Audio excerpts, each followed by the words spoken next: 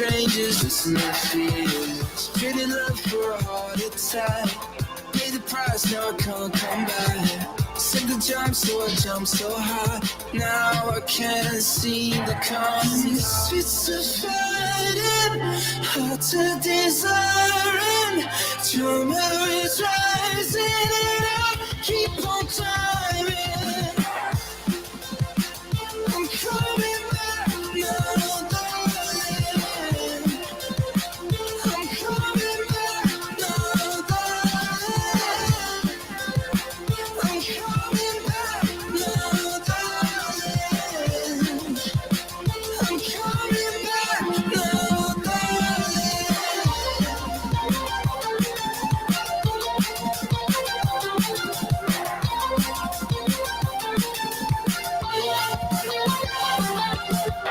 Went to church for a little bit bad. Trying to figure out all my fears. Made me feel like it's alright until it felt it wasn't alright.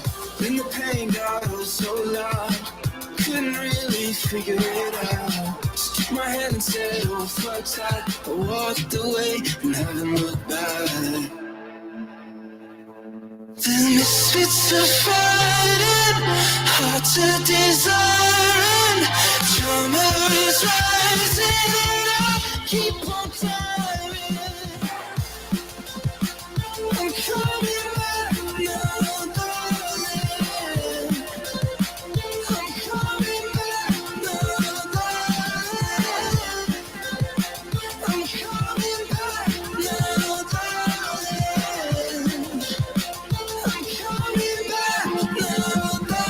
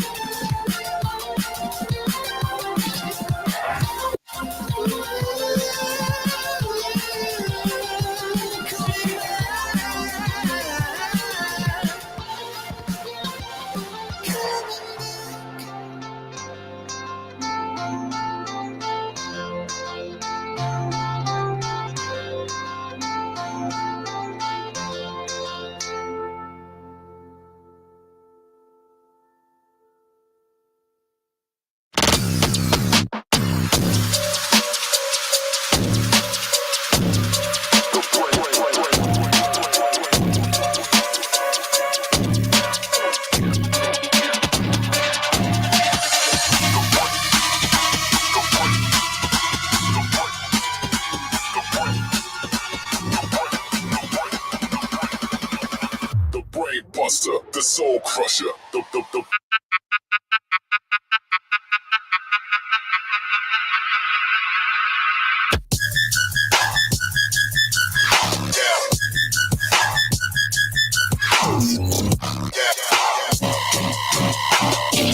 brain buster, the soul crusher.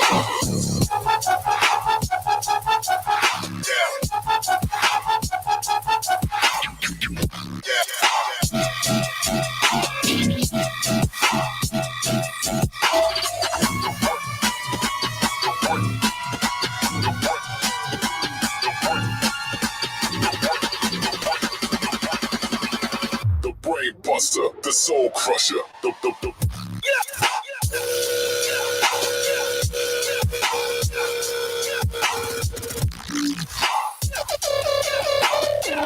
brain buster, the soul crusher,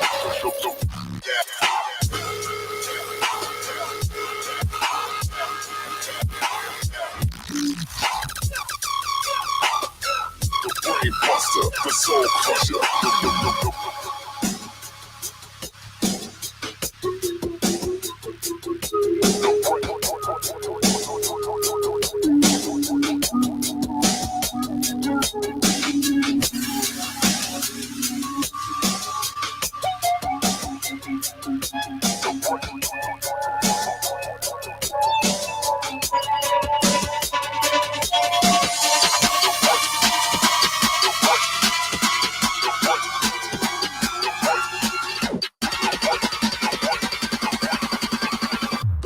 Buster, the soul crusher.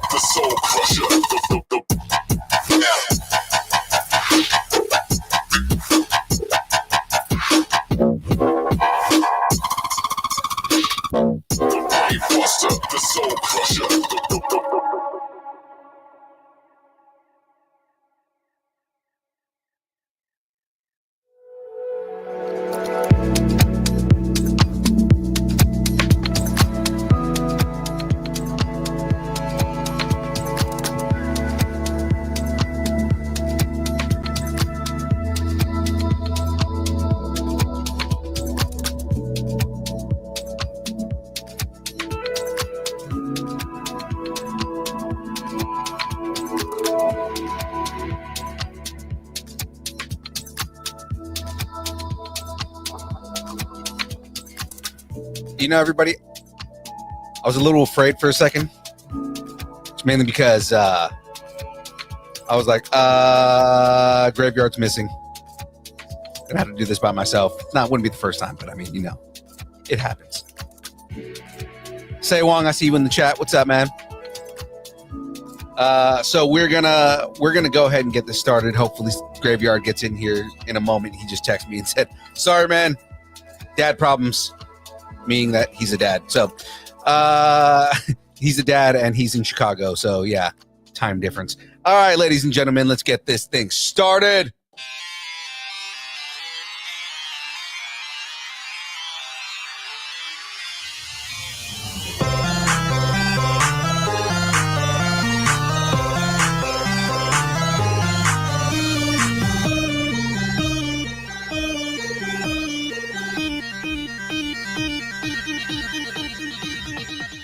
Distance nerding. Back here now. Here we are, ladies and gentlemen. We are here. Graveyard just made it. The beard kept him off the show. It did. Well, ladies and gentlemen, we are here. It is Thursday. Some might say Thirsty Thursday. I'm not drinking right now, so it's just it's time for the build. It's time to build stuff and talk with interesting, fun people. We're about to have a blast as usual. We still have a bracket that we've got to finish. We have a few brackets to finish. Yeah, I know, right? But we'll get to that at some point in the second hour because it depends on where the interview goes. Interview goes where the interview goes. So, oh yeah. But ladies and gentlemen, we're here.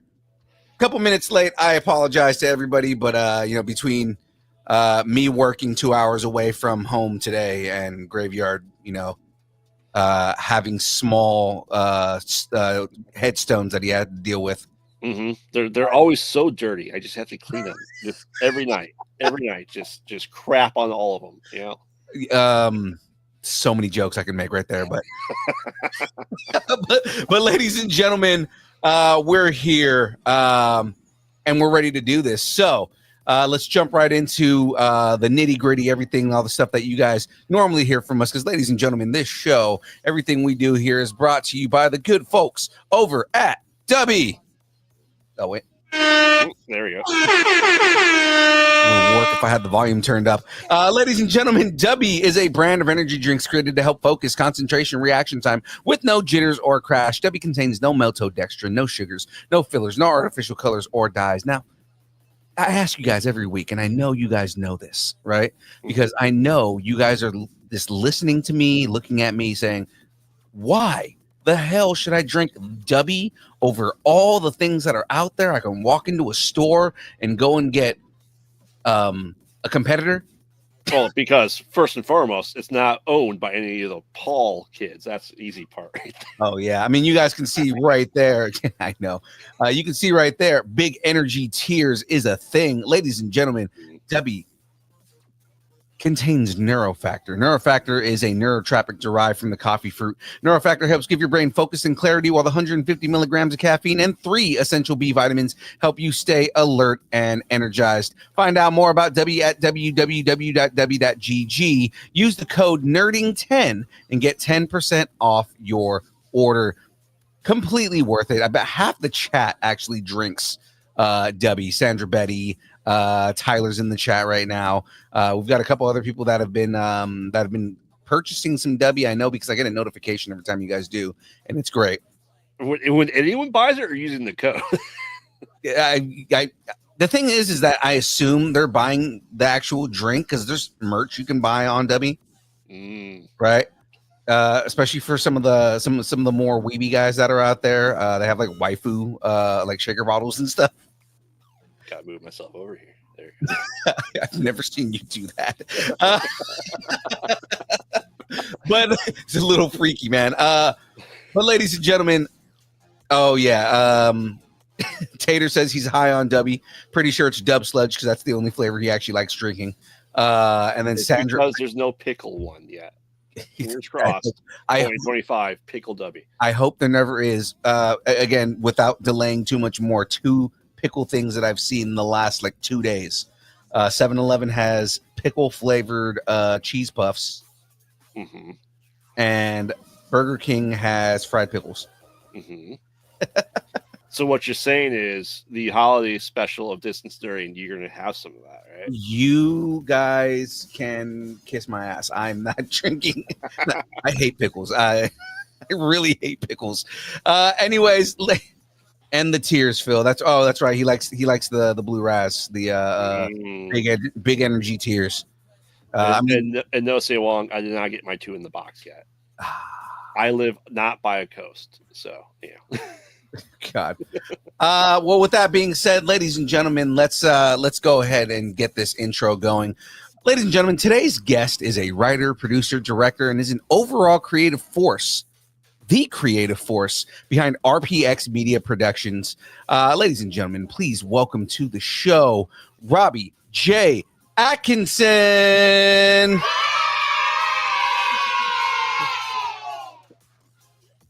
Hello. Thank you guys for having me. Gosh, it's a pleasure. It's an honor to be here. You guys are a fun bunch. I'm just looking forward to this. Oh no, the honor is ours, especially after doing the research and seeing like the things you've done. I'm like, no. Oh, the pleasure and honor is ours. Oh, thank you guys. Thank you. Absolutely. Making me blush.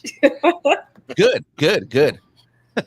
we enjoy the rosiness, you know. So before we get into your story and we learn more about the things you do and what you do, we have a segment on our show called Growing Up Geeky. What did you geek out on when you were a kid? Sailor Moon. Moon. Wait. Pokemon and Sailor Moon, both. Okay. So obviously you're a magic girl. No, that's the funny thing is like, nah, I was like an Outlaw Star, Dragon Ball Z, Yasha type person. I just like the sparkles of Sailor Moon. Make no mistake, I still love glitter, but like, yeah. I like to see that fade run, you know. I dig it. I dig that. That's dope. Yeah.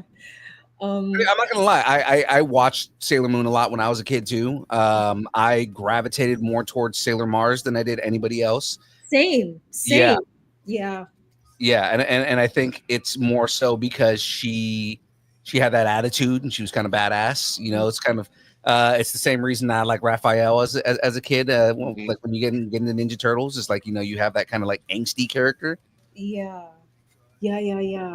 I like to think of myself now. I think as a kid, I liked Sailor Moon. When I went back and rewatched it as an adult, I felt like I have like the aesthetic of Sailor Venus, but like the heart of Sailor Mars. That's how I feel. I dig that 100%. Yeah, that's awesome. Did you find it differently watching as an adult versus a kid? Because someone I know is like, he's like, I refuse to watch movies I liked as a kid or TV shows because like I don't want to watch it with an adult eye. Yes, and I feel that 500% because Sailor Moon was a complete crybaby, and I like saw it as a kid, but I could like tolerate it. But like as an adult, I was like, oh, here she goes again.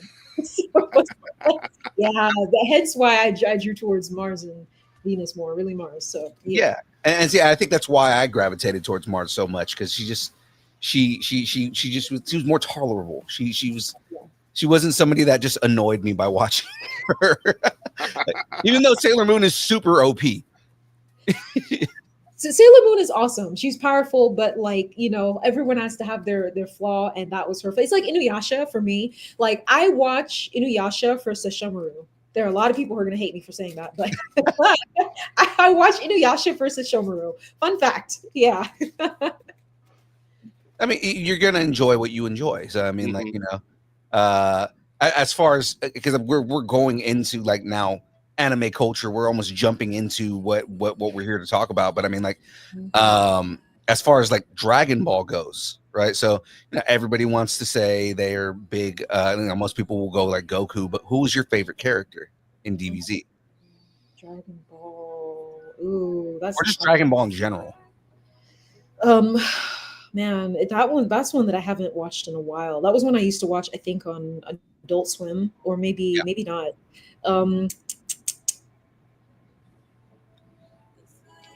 Piccolo. Piccolo's a solid choice. Yeah, Piccolo. You can't go wrong with Piccolo. Piccolo kind of he was about that life. He had the hands, he had the look. You look at him and you just knew not to mess with him, right? He's not in Vegeta where Vegeta was just loud and wrong sometimes. But yeah, Piccolo was just he's yeah. Yeah, like and you take the arc, right? With Piccolo being essentially the main villain in Dragon Ball, and then becoming probably the most staunch, reliable ally that Goku had. Exactly. And I like that duality. I like that. You see what I'm saying?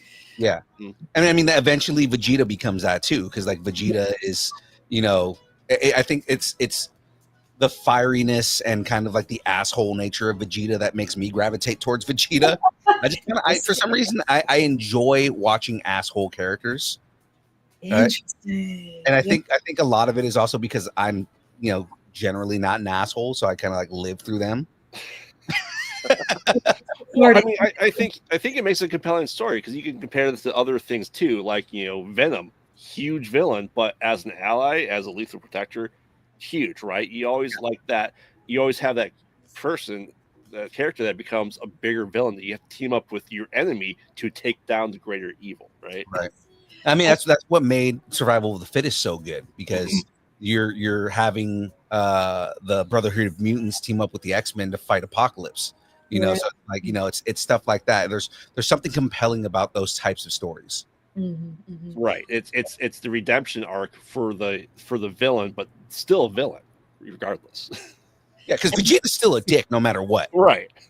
I think too, what draws them in is that they're like, you talk about the redemption, you talk about like that villain arc, but it's also the sense of like that, just that imperfection. We're used to our heroes kind of being nice, neat, and put in a box, right? I think this is why some people always argue between like Batman versus Superman, because Superman is just like perfect. He's just perfect and just strong, and he's like a sunflower. You put the sun on him and he gets stronger, right? But like Batman, okay, yes, his wealth is part of his power in the sense of what he has accessibility to, but there's also like that moral ambiguity that people can appreciate about him.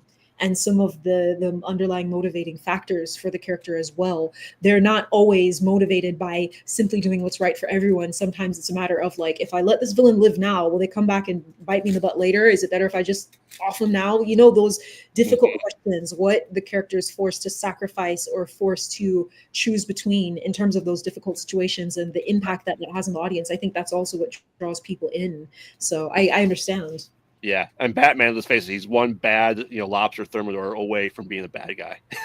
I mean, him and Wolverine, like both of those characters, they're one bad day away from being villains. Yes. Like Bruce specifically has plans. He knows what he's going to do if he ever had to fight against the Justice League. He literally says, he has a line where he says, I keep a $70,000 piece of green radioactive green rock in my utility belt for the guy in Metropolis. Right? Like like he straight up says, I would kill Superman if I could. Batman is ready. He stays ready. That's what that is. The level of discipline that Bruce has, like I think that a lot of the respect that people have for Batman is because the level of discipline he has for the things that he does. Right, like he's a ninja first and foremost. As much as everybody wants to talk about everything that he's capable of doing and things he's good at, like take away the money, take away every aspect that he has. The dude is still a world-class martial artist, right? And he still can outthink anybody that's on him, because again, he has contingency plans to fight anyone that he needs to fight. He knows everyone's weakness, and you have to give it up to somebody who does that much planning. You also have to be afraid of that person. Well, does he have a plan if he turns evil? So Bruce does actually have a contingency if something were to happen to him, if he were to turn bad. Oh. Yeah, he that's how paranoid he is. He has contingencies for everything, including himself. He didn't plan for Jason Todd to come back, though. He didn't plan for Jason Todd to come back. He also didn't plan for his son to try and kill him. Rightfully so. right? I mean, because at the same time, he was kind of suspected. Like, even your son is the grandson of the head of the head of the demon's head. So I mean, you kind of know, right, that Damien's probably going to try something, right, at some point. But no, his contingency plan is actually Dick Grayson. Mhm. I feel that. Yeah. Yeah, his contingency plan. He knows that if it really came down to it, Dick could take him down. That makes sense. Oh, Yeah, Yeah. that's also why Dick was Batman for a little bit. You know, he has the skills. He knows every move that Bruce would make. yeah. Interesting. Yeah, and then you take Barbara Gordon, you take Jason Todd, who's willing to kill. So remember, Jason Todd is kind of a problem too. You take Tim Drake and you take Damian Wayne. You take the entire Bat family, the core Bat family, because there's way more people who are involved in that. But I mean, like Bat Ape, Bat Dog, Bat My Bat Hound. All three of Lucius Fox's sons are all technically Batman characters at one point. So it's like, anyways, we're jumping way into tangents. I got to jump into this next question. It's fun though, right? So if a movie was made about your life, who would play you and why? As directed by Robbie J. Atkinson. That is a question. I did not come prepared for that one. Oh my. Wow. Far left for me. Who would play me? Yeah. Oh my gosh. I don't even know. I don't know how to answer this question. Oh my God. Wait, now. Oh man. Who would play me? Yeah, this tends to be something that when we ask it, nobody's ever prepared for it. Mm-hmm. Oh, who would play me? Who would play me? I'm trying to think, because now I'm trying to think of like younger actresses who have like features like me, who have like a build like me. And there's only one person who she doesn't really have my features per se, but she's close to my complexion. I don't know if she's close enough in height. And I feel like it's still a stretch, but like Zoe Saldana. Ooh. Okay. Yeah, I guess. Let's go Dominican. I'm with it. All right, let's go. Well, okay, Caribbean, right? I mean, Jamaican, Dominican, is right, exactly. We're next door neighbors, somewhat, but culturally we share cultures. It's fine. Yeah, it's close enough. Close enough. And I guess you said so. Who would play me? And then what was the other part? Why? Or even better, what genre would it be? Would it be a comedy? Would it be a drama? Or would you even make it like a comic book movie? I'd make it a drama because there's a lot of tea. There's a lot of different variations of tea, different temperatures of tea. Let me stop. I almost want to just go. It's time to spill the tea. Yeah, I mean, maybe drama because like there's a lot. A lot behind like what I've experienced in terms of like things that brought me to this point. Like going to school for a degree in film and then realizing that a degree doesn't get you on film sets, so you just spent all that money for like nothing, right? Or working on film sets and it being your first time just being so rough that the person you were told to shadow actually walks off set. You find out at the end of the day that they actually quit. Like the minute they were pointed out to you, they disappeared and you didn't see them for the rest of the day because they quit right after you saw them. And like, navigating between the film industry and the manga industry and kind of just feeling my way out, having, these ideas that I wanted to act on and maybe not doing so until the passing of my dad, and then like feeling guilty about having waited until he passed to actually give things a try, and just all of the things that kind of motivate the story of the Seven Kingdom, epiphanies and realizations that I had to grapple with. So I think it could work as a drama, but it would definitely be comedic at points because I worked at an elementary school, and at some point for me it was just like I knew I had to find something I was passionate about because I couldn't I couldn't work 40 hours a week and come home with like applesauce on my dress every day, from the kids like throwing milk and applesauce at me, because they're elementary school kids, they're liquidy, you know how little kids are, right? Yes, I have two in elementary school. Yes, they are quite. So yeah, right? Yeah. And as much as I loved working with the kids, I just knew that was not what I wanted to continue to do. I was telling somebody about how I actually started working on my business right during the COVID-19 pandemic. I actually had someone who reached out to me. She wanted to be an intern for my company. And I actually told her, like, right now you want to do film intern works, but we're not doing film work. We're doing manga. And she was hearing about how I started this company during COVID-19. And she said, how did you get started when everyone else was shutting down? And I mean, I got started because I was in the classroom when they didn't have a vaccine for COVID-19, and they had teachers signing release forms and waivers to say that if you died from COVID, the school was not responsible. Like, that's where they were. They had no vaccine at the time. And to me, that was just like ridiculous, because even before the pandemic, just the things that I kind of saw, I kind of knew like teachers were not very well protected in terms of their well-being. So I had to make a decision, Oof city. Yes. And so really just branching out from doing a day job at elementary school and even doing K-pop videography to jumping into music videos to going into film, narrative, feature, short, and then to manga. It's an unusual journey that I think. So yeah, actually the lead illustrator for Tagline 9 was saying, I think that would make a very interesting story to tell. And I was like, you think? I guess. To me, it was just like, I mean, it was wild to experience, but I mean, maybe people would find it interesting. So yeah. And that's great. We've talked to a lot of people and independent creators, stuff like that. COVID really brought out a lot of creatives. Yes. and with all the bad that came with it, at least we had a lot more spotlight on independent creators, I feel. Yes. COVID created the show. Yeah, that too.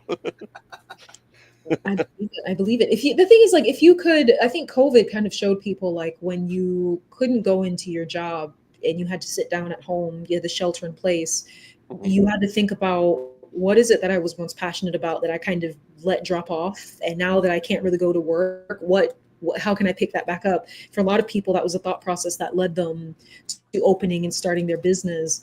For me, like, my business started entirely like remotely, because with COVID, we couldn't meet in person. So we found ways to build from remote operation, to where even now, like, a lot of our things that we did for like my most recent film that actually premiered just last month, November 9th, the premiere of my film Kalimba, the pre-production meetings for that were entirely remote. I think the first time the core production team met each other, and really we didn't meet everybody. The first time we all met was when they came to do the tech scouting at the shooting location. That was when I saw maybe like a third of my team. It was like a team of 30 people. I had a producer who was in New York. She never came down to Georgia. Our executive producer was in Japan.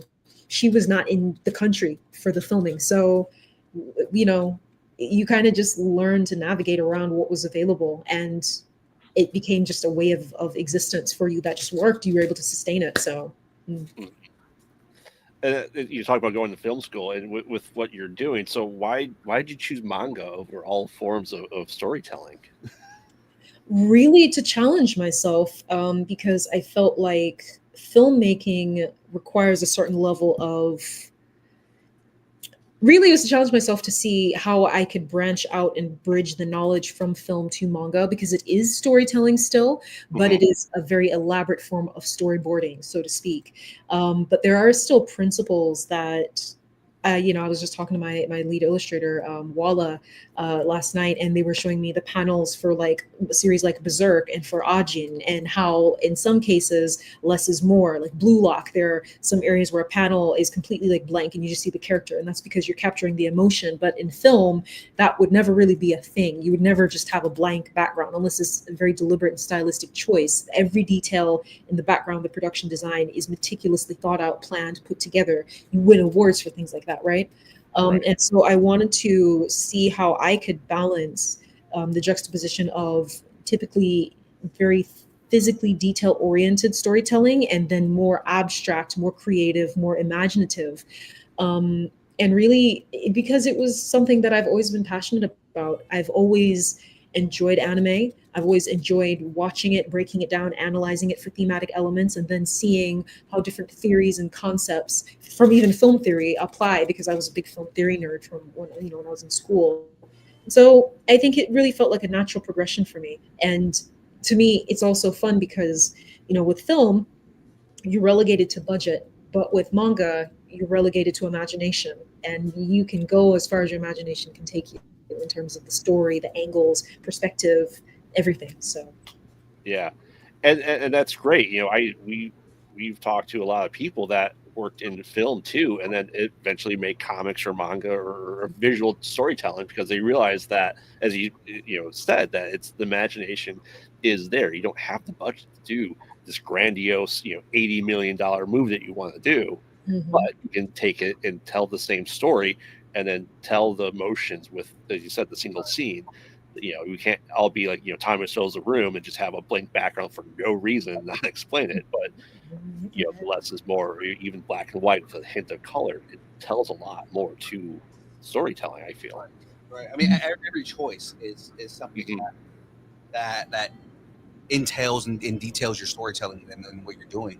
Um, and I guess the question that comes to mind for me, just because now I kind of want to jump down this rabbit hole, Mhm. where did your love for anime and manga start? Like, was it just when you were a kid? What was the first manga you read? First manga I read was Batum, and it was actually I bought it at a French manga shop when I was studying abroad in France. It was actually 2014 when I was a sophomore in college. I studied abroad in France, and I went there so often that when they saw me, they were like, "Oh, c'est vous encore?" Like, "Oh, it's you again," because I went there so often. um, and I bought maybe like 4 or maybe 5 volumes of Batum. So I have like that very first series written entirely in French, and I like read it on the plane back to America entirely in French, and I enjoyed it. I think it was a lot of people, they tend to say like Sailor Moon or Dragon Ball Z. I actually did not read the manga of those until like most recently. That was the first one that I read, and I was enthralled by the storytelling. For me, the first anime that I think got me, I would have to say, was probably Sailor Moon. And I immediately was just caught by like how different the artistic style was for it. It was very drastically different from like Ed, Ed and Eddie or Powerpuff Girls that you were seeing at Right. the time. And I could appreciate that because there was some aspect of the artistry that even as a kid I registered recently.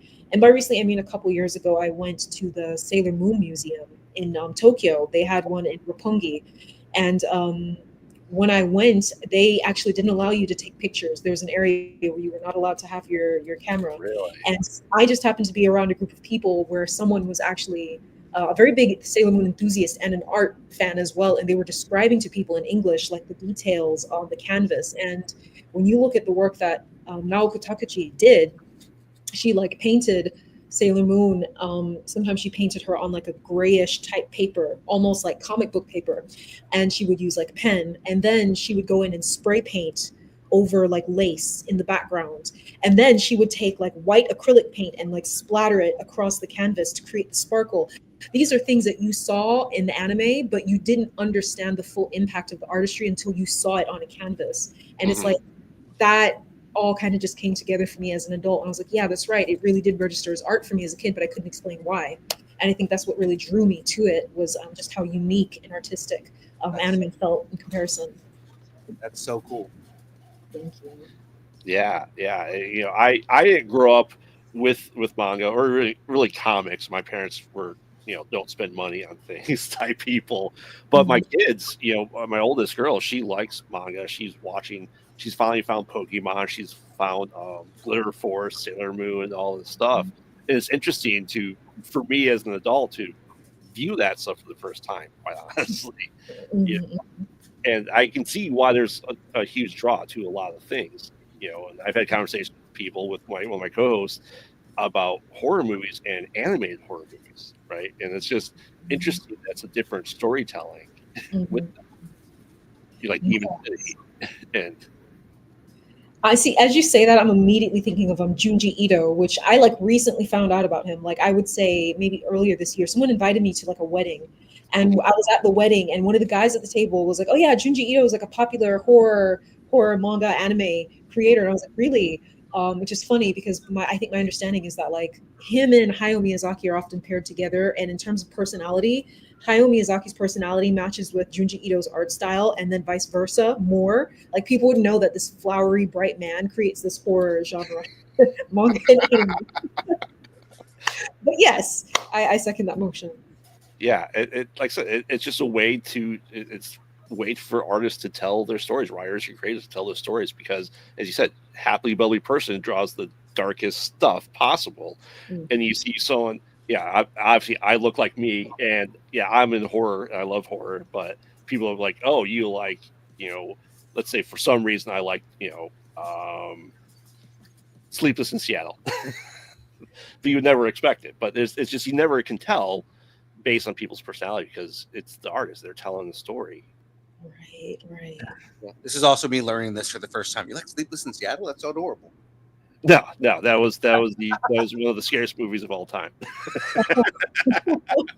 That is a classic though. I remember watching that when I was probably like a preteen. It's a classic. But I kind of want to go a little bit into that horror side with with Kalimba coming out last month. You said, right? Yes. And it's a short and it's horror. So tell us a little bit about that because I'm really want to see it, quite honestly. Yes. Well, I mean, Kalimba was an endeavor to explore, psychology, um, kind of optical illusions, and I deliberately say that because I actually had a challenge, and I don't think any of the judges actually rose to the challenge. There's one person I told about this challenge, and even they couldn't find it until I showed them a screenshot, and they said, "Oh, they saw it," but I'll get to that. But I mean, really, just a play on illusion, a play on psychology, a play on spirituality, and kind of putting the audience in a very tense and drama-filled family dynamic, where you have this woman who's experiencing this sleep paralysis, and she's kind of questioning if it's real. She's wondering if it's her or if it's something more. And she's kind of being invalidated by her mom, and her friend is kind of like, "Nah, there's something there." And she has these experiences that have her kind of juxtaposing between, is it just me or is it actually real? And by the end of the short, she finds out that it is not just her. Mm-hmm. And I really wanted to explore the tension of family dynamics. In all of my storytelling, I love to play with relationships, whether it be strain in relationships, ambiguity in relationships, deception in relationships, and in this case, it's between the mom and the daughter in terms of that strain. And then also, I guess the technical aspect, the optical illusion of it. In what way do you play with illusion? There's the illusion of a happy family between the mother and the daughter. There's the illusion of this creature being in the room, and then he's not in the room, and then he's in the kitchen, and then he's not in the kitchen, and this, just playing with what you think you see, what you think you hear, and really a challenging convention with horror genre.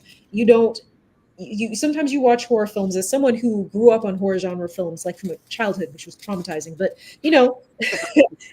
we grew up on it, right? And you get to a point where you can predict, like, okay, in this frame something's going to pop out from that corner, that's the darkest corner right there, something's going to happen, like you can predict it. The challenge for me was to make sure that I didn't do that, and that is actually what scared people more, is that the whole time you're just scared because there's darkness everywhere, and you're like, oh, so anything can happen at any point. And that was kind of what I was trying to hit on there. Yeah, as someone who's working on some shorts myself and movies and working on some independent horror movies, I have the same mentality when I'm working on stuff. I go, has this been done? If it has been done, either I have to do a very unique take on it, or I just divert expectations and write something else, because I don't want to show the same thing, as you said. Like, oh, you have the person, they're in the bathroom, right? They have the medicine cabinet open. Well, when they close the medicine cabinet, there's going to be something in the mirror, right? Right. And you want to divert that and never have that as an expectation with the horror. It sounds like you did that with your work to make people think the tension rising and they're going to see something, and nothing. Hmm. Hmm. Hmm. And misdirecting people too. I think that is where the optical illusion aspect of it came in. Like I actually studied the different principles of optical illusions to kind of see what can be integrated into the film.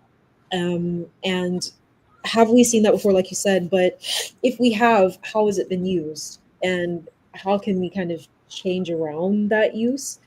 So in there's one scene where our audience, our characters, she's focused in one direction, and when she's focused in one direction, the way it's filmed, all of the anticipation is towards like what is she going to see when the camera turns around, and as she turns around, almost like in the corner of the screen you see something move and immediately you're redirected. And so just like that constant redirection. um and then we talked about like the appeal of having just like difficult characters who end up being likable. I like to take characters who are most unsuspecting and have them say extremely profound things that you disregard because they're so ridiculous looking. But they're telling the truth. I love doing that. And so that was all of that. All of this was just an endeavor to really stretch myself. So it was fun. So what was it like going, to that movie, to working on that? Was it taking your knowledge of what you learned while creating your stuff and then your film school and then just applying it to that work, or you have a new like understanding of it after the years of doing what you've done? Well, you worked in film first, right? Yeah. Yes, yes.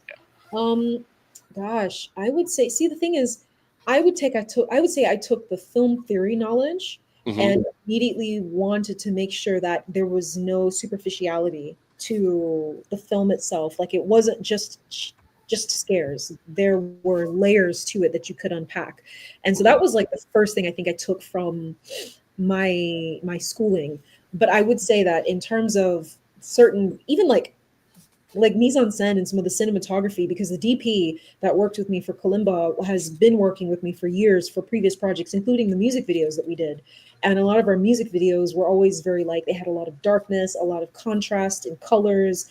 And we even got a review from a reviewer in the UK who kind of pointed out like the colors were very vibrant and kind of dreamlike. And even someone on set said the colors were like unusual. They were vivid and vibrant and warm. And then just the way they were used, it was reminiscent of a music video. And it wasn't entirely deliberate. It was more just like, I think that's just our style. That's just my Hmm. style. And so it kind of just came out in that regard in terms of like night scenes and the use of color in that regard. And then I would say I actually used more of what I had learned because I actually went out of my way to take extra directing classes, because directing for a music video and directing for a short film are very drastically different. When you're working with dancers and choreographers, you're getting them to translate emotion through movement, Hmm. whereas when you're working on a short, it's completely different because it feels more like the analogy I have is you have a painting, and in the painting you want this area to be red, you want this area to be blue, you want this area to be green. You invite the actors in, they all have red, blue, and green capabilities, and you then tell them what colors you want, and they fill in those colors with roses or with grass or with sky, whatever elements they see fit, so long as it aligns with the overarching idea, and that is respecting their artistry and their interpretation. So there was a process of not being able to spoon feed them or force or tell or push. It's getting them to understand and then release the character in front of the camera, if that makes sense. And Yeah. that understanding, I had to actually take additional classes for. So I took online classes through Sundance Film Festival to further hone my skill in that regard. Yeah, and that's awesome. I was watching something recently, and people were talking about what an actor versus a director, right? The, Yeah. Mhm. the actor is going, yeah, I'm here, I'm reading my part, this is my interpretation, but really it's the directors that making the movie. They have to put everything together. They're ultimately responsible for everything you see. Mhm, And mhm. the person was saying that like it's better to have the actors on your side and understand your vision of it to Mhm. help them convey your message across. Right. Yes. Yes. Yes. Um, and for me, I didn't want to tell them like, look angry. This is, it's more like this is a situation where this character has been this way. I see you doing this. Can you give me that? And seeing those different interpretations. And I mean, really, it's collaborative, and I feel that this was more collaborative than some of the music videos we did in the past. So I could appreciate that aspect of it. That's awesome. Yeah, it's some actors are fun to work with. Some actors are a pain to work with. Let's face it. But luckily, every actor I've worked with has been pretty good. So I mean, nice. Yes, I understand. But yeah, that's awesome that you're able to get this made, because let's face it, making a movie, even if it's a short, it's a lot of work. Oh yes. After I filmed Kalimba, I remember like just the whirlwind of production, because we spent really a month prepping for like 3 days of filming, because Kalimba was shot in 3 days. And I remember when I finally had gone to drop off the production truck, and then I had driven back home, I remember just laying on the sofa and just like falling asleep. And I probably slept for like hours. My AD called me, was just like, "Hey, did you take care of this?" I said, "Yes." And like hung up and went back to sleep. It's exhausting. Yeah, it's tiring. It's like 17. You see, when you have a 12-hour day with your crew as a director, you more than likely actually had a 17-hour day, because you were up before everyone else. You were making sure certain things were in place, if not the night before production. And then when you're shooting back to back, long after everyone's left, there's certain things you're still doing. You're going over the daily, day out of days, the dailies, all of that. It's strenuous. But and then add to that, like I did the editing. So after filming, I think I maybe took like a week or two break, and then I spent like a month editing the film as well. So it was strenuous, but it's definitely very rewarding when you see how people respond and how they appreciate the overall piece. So right. Yeah, it's awesome. It's like I said, Phil knows it. I got the bug about a year and a half ago, and I have not stopped since. As you should not. Right. No, keep it going. Keep the grind going. Within the allowances of my wife, yes, I can do it. Of course. Yeah. It's like, follow the dream. Don't follow the dream. Don't follow the dream. Like I said, the audience knows, Phil knows. The last movie that we did in the team I'm on, actor didn't show up. My wife got to be part of the movie. Nice. Begrudgingly, but a family cameo, Mm-hmm. Well, he also does horror movies, so yeah, but fun stuff. Mm-hmm. I filled in for the actor that was playing the killer too, so I got to kill my wife on screen at my house for a movie. You can imagine how exciting that is. It's very exciting. Oh boy, that must have been something.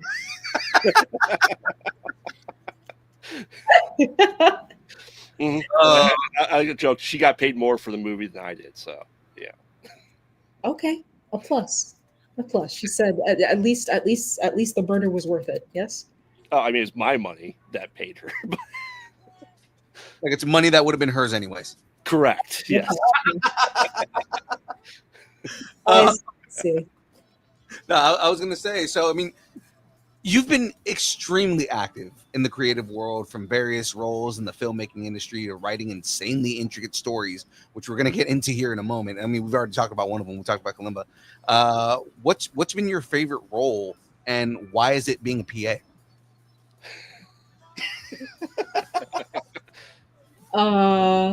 What is my favorite role, and why is it being? Why is it being a PA? It's everyone's favorite role. Why is it being a PA? Well, being a PA, you get to stand for 17 hours. You get yelled at if you sit. The makeup artist is yelling at you. The extras are yelling at you. Anyone else is yelling at you. I remember being on one set where actually I shared a name with another guy who was in the camera department, and I didn't know. So in my earpiece, I'd hear someone say, "Robbie, where's that lens?" And I'd be like, "What lens? Where is it? Where do I get it? How do I get it?" And then I'd hear someone be like, "I got it," and I'd be like, "Okay." And it's like getting, that was always fun. And I mean, it was a deep learning experience though, because I got to see what it was like to work on set with like for like Tyler Perry Studios and like Fox Searchlight and Lionsgate. So you got to see what real professional film is, and you get to see how no matter how serene things look in front of the camera, understand it's a tribe of like 100 people behind the camera running around. I remember they put me in front of background. They put me over background actors, and part of the reason why I think they saw that I had a strength in that is because I had worked in the classroom. I was used to working with like 30 plus kids, which working with background actors is very much like working with kids. They're just 50 plus years old and even more stubborn. And so Still lots of applesauce on you at the end of the day. right. I mean, I had one lady where we walked from point A to point B, and I said, "Don't touch anything. Please stay in line, and let's stay focused." And I like blinked, and she was gone, and she was over in the camera area taking pictures of the camera. And I was like, "Please no, I have to run and get her." And she was like, "Oh, but it's so pretty." It's like, "I know, but please." So it was a learning experience, but at the end of the day, as a PA, you get yelled at a lot because you're the PA, and it's easy to blame you for stuff, man. You kind of you're blamable, easily blamable. Yeah, no, I had to make that joke just because everybody we know, everybody that's worked in the industry, pretty much everybody starts off as a PA at some point. So it's like I had to make that joke. Oh yeah.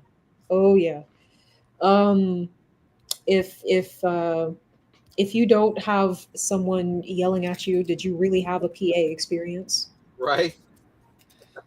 It's why we yell at James here on the channel a lot. He's our PA. He's also our manager and a co-host, so it's great. He gets yelled at for a lot of things. Poor James. Poor James. Man. But yeah, it's the life. Like I'm probably gonna yell at him for not being in the chat right now. So it's like, Man, Oh, for sure. James. right. Right. So we talked about creative and again insanely creative stories. So speaking of insanely creative stories, on the Seventh Kingdom, and we had a chance to read the sneak preview, and it's already super action packed and a bit over the top with some of the action that's in there, and I love it because that's kind of what I expect, right? What do you like?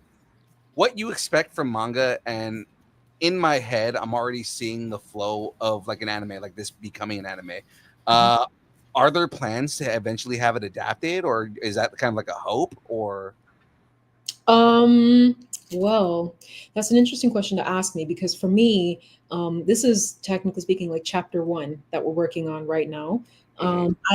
I'm already writing chapter 19, and I know it's going to be well over 50 chapters. And for me, when I started writing this, I'm writing it with it as an anime in mind, meaning it is going to be animated. However that's going to happen is going to happen, but that is the end goal. That is what we're striving for. We're building the following using the manga series, essentially. But yeah, I don't know who that would be with, but I do know that Tagline 9 is an extremely talented crew that I think said they even wanted to go into animation at some point. So it's on the table.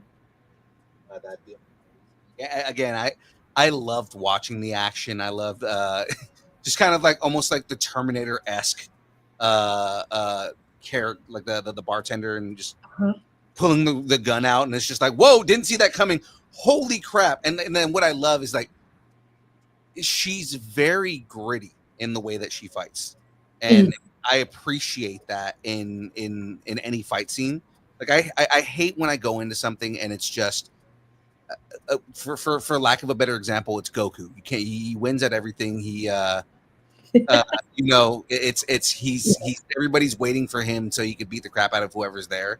But like I love it when it's like the scrappy fighter that's like, okay, well, I'm not going to give up, and I'm just going to beat the like I might get the crap kicked out of me, but I'm going to keep going. And at certain aspects, I've got more skill than anybody else in this room, so I'm about to just destroy everybody. And it's very awesome watching characters that are relatable in a way that you can see yourself in them, even if for one reason or another. You know what I mean? Like in my case, obviously I'm not a young woman, but I mean, like, when I say see myself in them, I mean like as just kind of like a person who is trying to get a goal done and is just doing whatever they can to get it done. Resilience. Resilience. That's the word I'm looking for. Thank you. Yeah.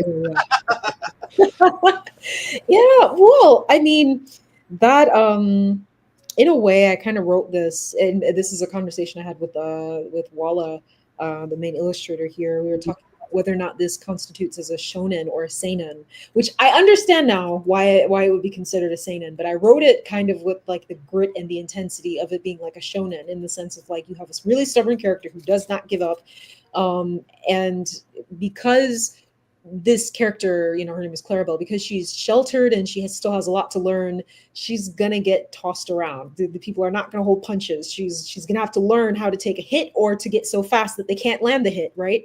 Right. And I wanted a character that because here's the thing, to me, compelling storytelling is something where you create a character where people feel intensity. They feel the emotion, they feel the struggle, they feel the sacrifice, they feel the hopelessness, or they feel the hope, whatever it is. And if you can juxtapose enough of those polar opposites at the right time, you really get a story that can be compelling. And to show that, yes, she can dodge a couple bullets, but she does end up getting hit still at some point, and she has to find a way to rebound back. I wanted someone who she's constantly put in difficult situations, because that is what makes it. I mean, that's a tenet of like filmmaking. That's what we were taught in film school, right? You don't have an interesting story unless you have conflict. Right. If you know that she's not entirely infallible, then that's the conflict itself inherently. So how does she work around that? How does she get out of that? What does she do? How does she grow? And that's part of the hero's journey. Yeah, you don't want her, like you said, too OP, too overpowered, and become Superman, who's boring as hell. Again, I'm not going to get into that, but I mean, like, the way you make Superman compelling is what they've done more recently, and have him tackle mortality, have him tackle his humanity versus the fact that he's a god. Right. This is humanity, tackling the weaknesses, tackling if they're not physical obstacles, the emotional and the mental obstacles, which is an element that I use very much to drive my characters when I'm writing. In terms of there's a physical thing that holds them back. There's sometimes another person, and then there's the psychological element of it as well. What are they grappling with? What are they struggling with? And how can you bring that out? How can you play on that? Who can take advantage of that, right? I think that this is also what makes a compelling story. So, yeah, you're right. Conflict is the key to a story, because if nothing happens, then nothing happens, right? I saw a video with I think it was what's the name, South Park. I forgot the names of the writers, but they were doing a workshop, and one of them was talking about the power of like storytelling, in terms of if you are giving a synopsis of your story, and the synopsis is person does this, and then person does this, and then person does this. He said you have a boring story. Yeah. Tell a story and you say person does this, but this happens. Now you have an element that will grab people. This, but the contradiction, the obstacle, the challenge, the flip on its head. So, Right. And I mean, the sneak a peek, my goal was to really tell a glimpse of the story from the very beginning, leave people wanting to know what happens next, showing people the but that she goes in looking for answers, and she meets someone who may know, but he tries to shoot her, and now she has to fight, and she's fighting and she's holding her own, but she slips, and now he got her, and now she's trying to figure out how to get out of his grasp, and then he almost punches her, but someone intervenes, and that person who intervenes is the team master. Now what happens? Right. And we're that's Matt Stone and Trey Parker. Yes, thank you. Yeah, I was just talking about Matt Stone and Trey Parker yesterday. Because I love their storytelling. It's just Yes. It's funny because they can either tell really raunchy, messed up stories, but they're still cohesive. You know what I mean? And like I was talking to my wife about we were talking about Wicked, but like I was telling her like of all stories. He got the South Park. That's impressive. No, so I was telling her like the reason I want to watch the movie is because I have friends. It came out when I was in high school, so like I have friends that loved it in high school and loved the movie. And that kind of says a lot for me. So I was telling her like I wanted to see it when it was on Broadway. I never got a chance to. The other thing I want to see, and it's still on a run, is Book of Mormon, which is Matt Stone and Trey Parker. Interesting. Okay, I'm gonna have to look into that one. Good morning. Yep, it's an interesting show, to say the least. Just The way you said that has me curious. Quite interesting. They wrote a Broadway musical, but it's still a comedy, and it's about Mormonism. And if you watch anything in South Park and they're taking Mormonism, it's now a musical from it. Yeah, it's basically they're not really lying about things, but they're also very much stretching things, and they've gotten multiple Tonys for it, but I'm sure it pisses off the Church of Mormon. I don't think they care. So I don't think they care anymore. No. No, I'm saying Matt and Trey don't care if they piss them off. That was no. Matt and Trey don't care if they piss anybody off. That's the whole point of their whole shtick. Right. They tried to get South Park canceled and couldn't do it. Mm-hmm. Resilience. Oh yeah. They literally they spent an entire season trying to offend people as much as they could to get Comedy Central to cancel their show, because their logic was they would rather be canceled than have to have a million seasons and continue having to come up with stuff, which is where they're at now. But I mean, like, they were intentionally trying to get the show canceled, and they learned that there is nothing they can do that will piss people off enough to get them canceled. So they just kept on. Wow. Yep. That's a fan base. Yeah, and it's just because people are so used to their level of satire that nobody gets offended by the things they do anymore.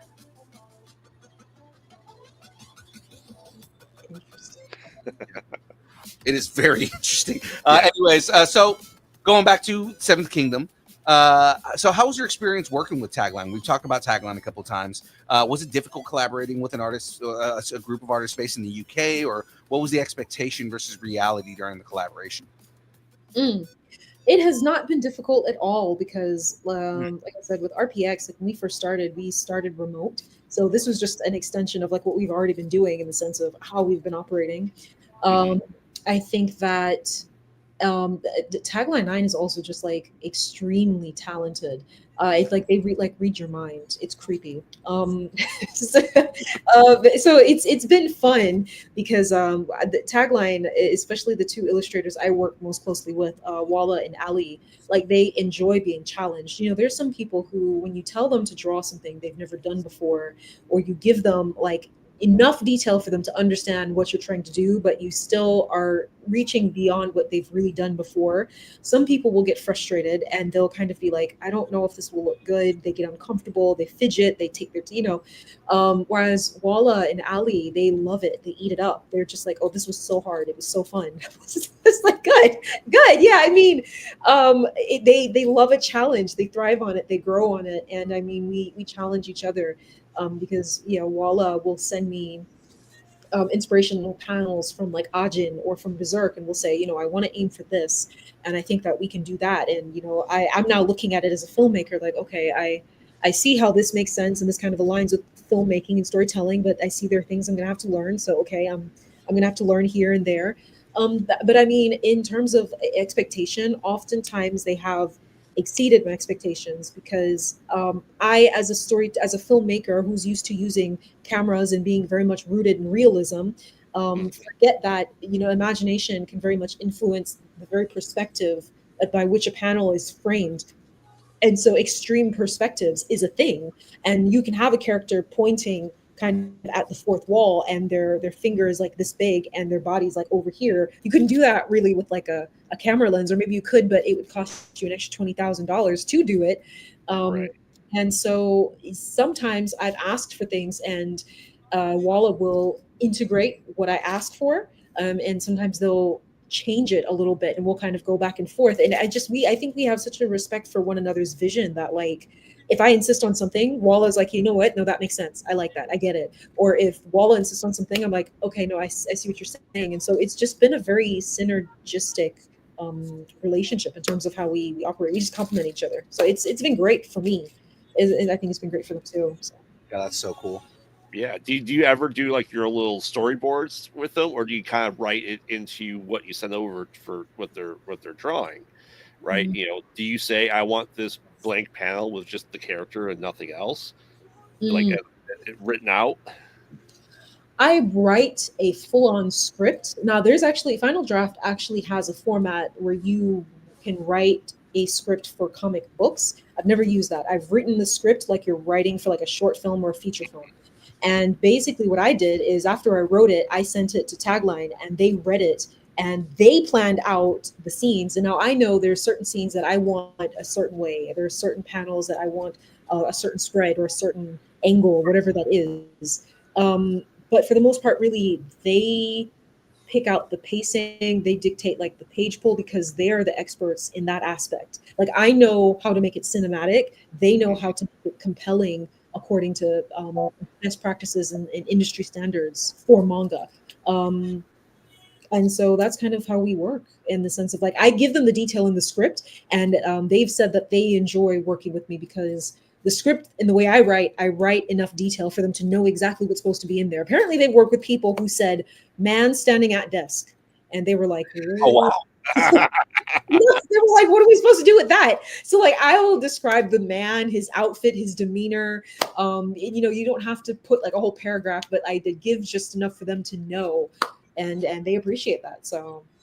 Right, because you're giving them more, like I said, for lack of a better term, you're giving them more weapons. Like you're giving them a description that's more detailed, and they can kind of get an idea of building out the world rather than just saying, "Oh, okay, come up with something," And it's like that's fun for creativity. There's a lot of artists that will do stuff like that, but at the same time, that can be difficult if you're like trying to sit there and say, "Okay, well, what do I need to do here? What do I need to do here?" If you plan out the entire scene and say, "This is what I need here," it's like, "Oh man, I've got ideas for all of this," Mm-hmm. And I'm sure they appreciate that like immensely. they have their own they have like their own approach too to, like, and I know because we sat down and we talked about it one day. Walla does this very interesting thing where, like, in addition to like just what I've described and what I'll say I want, they will now take what I've said and find a way to almost go an extra step further in terms of the creativity of it. So it's not just about drawing what I asked for and then maybe tweaking one thing, but for example, they don't look at they don't look at a panel just as a panel, but as a puzzle piece to the entire page. So, for example, they were showing me how one page may have like 6 panels on it, and they'll like draw a point, and they'll draw like a spiral on the whole page, and every panel will actually, like, angle wise, fit on that spiral. So every panel kind of is like tilted around the spiral on that page, and like that's how they draw each panel, kind of like in a 3-dimensional way. And so, like, there are things like that. Like, I respect their process, and I think that in addition to me working on the layers of the story itself, the complexity of the characters, to know that there's layers in the storytelling and there's layers in the composition as well of the panels, is kind of like you get a very nice sandwich. So in addition to the detail I give them, they throw in extra detail, extra effort. So kind of it's a treat all around. That's awesome. That's pretty cool. So let's talk about world building, right? So Clairville lives in a world called Pretoria. Now, is that inspired by real world place, or was it created from whole cloth? Kind of like, tell us about a little bit about the world building you have here, as far as what you can tell us that's not spoiling the manga. So Pretoria, I mean, it's kind of like Earth in the sense of, like, yeah, they have, like how we have continents, they have 7 kingdoms, so to speak. But I would say it was inspired by kind of what we already have. Like, a lot of the kingdoms I pulled from already like pre-existing cultures. Like the Sixth Kingdom, you see influences from like Algerian culture, Nigerian culture. You see, I took like a blend of different cultural elements and kind of put them into different kingdoms. Like say the what is it called? It's the Fifth Kingdom, the Jakari Islands. It's kind of a blend of culture that you see like in the Caribbean and Hawaii because it's islands, right? And in each kingdom, there's like a special like food that like they specialize in as part of the world building. And so I had a friend, a fellow filmmaker who at some point I'd hit like really bad writer's block with the series, and I remember we sat down one day and he was just like, well, you know, Tolkien, who I believe is the guy who did Lord of the Rings. Lord of the Rings, right? He said Tolkien was known for just like the meticulous detail he put to every aspect of the world building. So you may need to look into world building down to like the architecture, the history, the food they eat. And when he said that to me, I said, okay. And so that's when I started really diving into that. And I kind of just started mixing and matching, pulling certain things together, coming up with history behind certain kingdoms that play into larger elements of the story that may play into season two.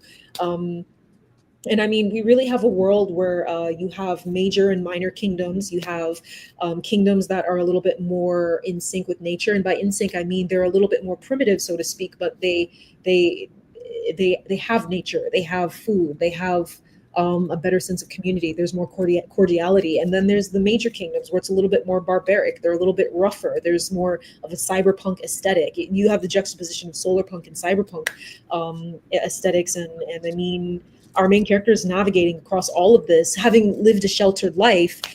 She is now really seeing the world for the first time. So in the same way that the audience is seeing all of this and getting acclimated to Pretoria, our main character is also getting acclimated because they themselves have never seen this before. And really, that's it. I mean, there's more details that you could go into, but I think that basically sums up the world. And I mean, I took inspiration from places like Harbin, China. I took inspiration from places like Castelluccio, Italy. I did a lot of research. As someone who just personally loved geography to begin with, I just took a lot of pleasure and had a lot of fun with finding these unusual places in the world with unusual architecture, unusual buildings. I looked up different architectural styles. I looked up brutalist. I looked up Rococo. I looked up parametric, different types of things that were all integrated into different kingdoms. So, yeah.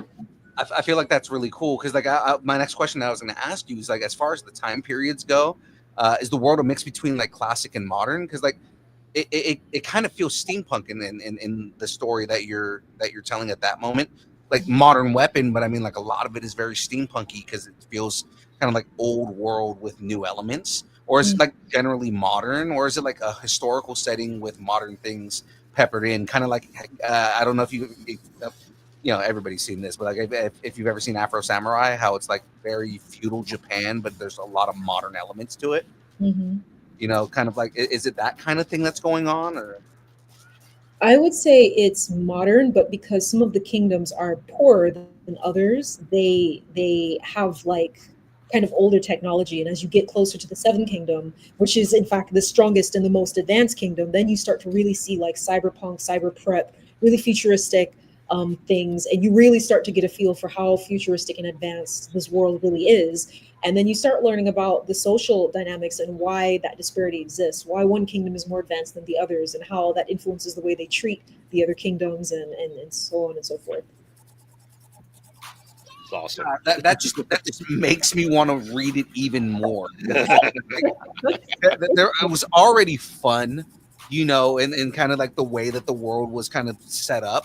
But now that I know kind of like a little bit of like where it's going to go, I'm like, God, now I want to see even more of this because I want to see how it all meshes. I want to see how it all melds together, you know?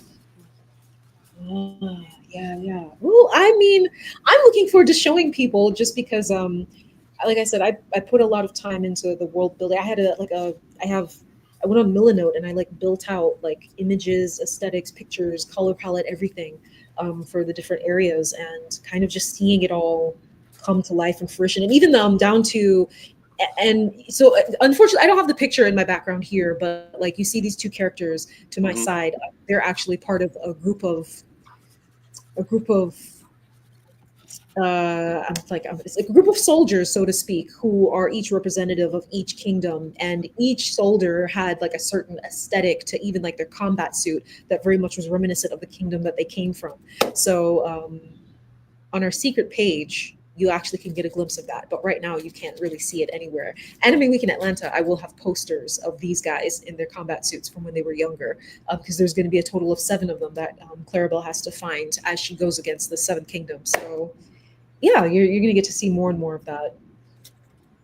Oh God, that's so cool. Thank you. Yes.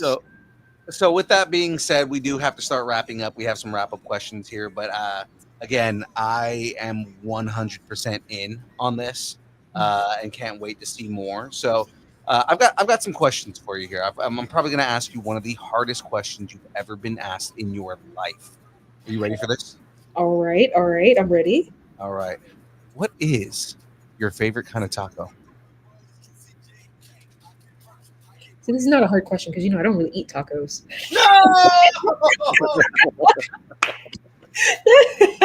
My favorite kind of taco. I mean, all right. To be fair, all right.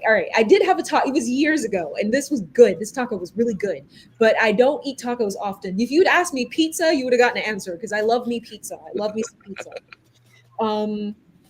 The taco I had, it was not a conventional taco. It was made of like paneer, because I'm also vegetarian. So it was like paneer. It was like Indian paneer, like curry, like tofu, and it was like the curry was good. I know when people hear tofu, they think but like no, this was good. It was really good. It was very flavorful.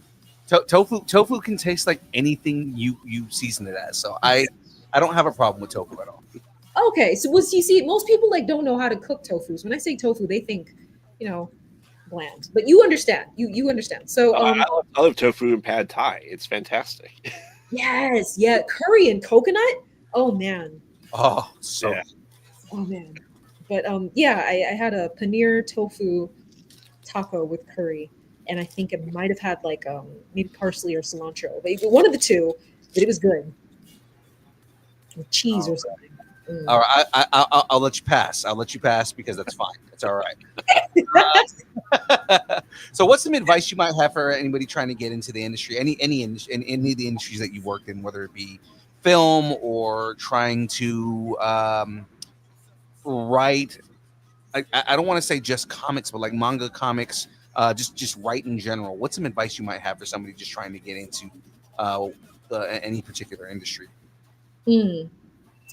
Well, anything you see right now in front of you was once just an idea for someone else. The reason why you see it now is because they took action to make it come to fruition. And that action didn't have to be one big sweeping motion. Sometimes it was one step every day. And if you have something you would like to do, it will forever be just something you'd like to do until you take a step towards it every day, something small. God, you are a teacher. That's such a good teacher answer. I like that.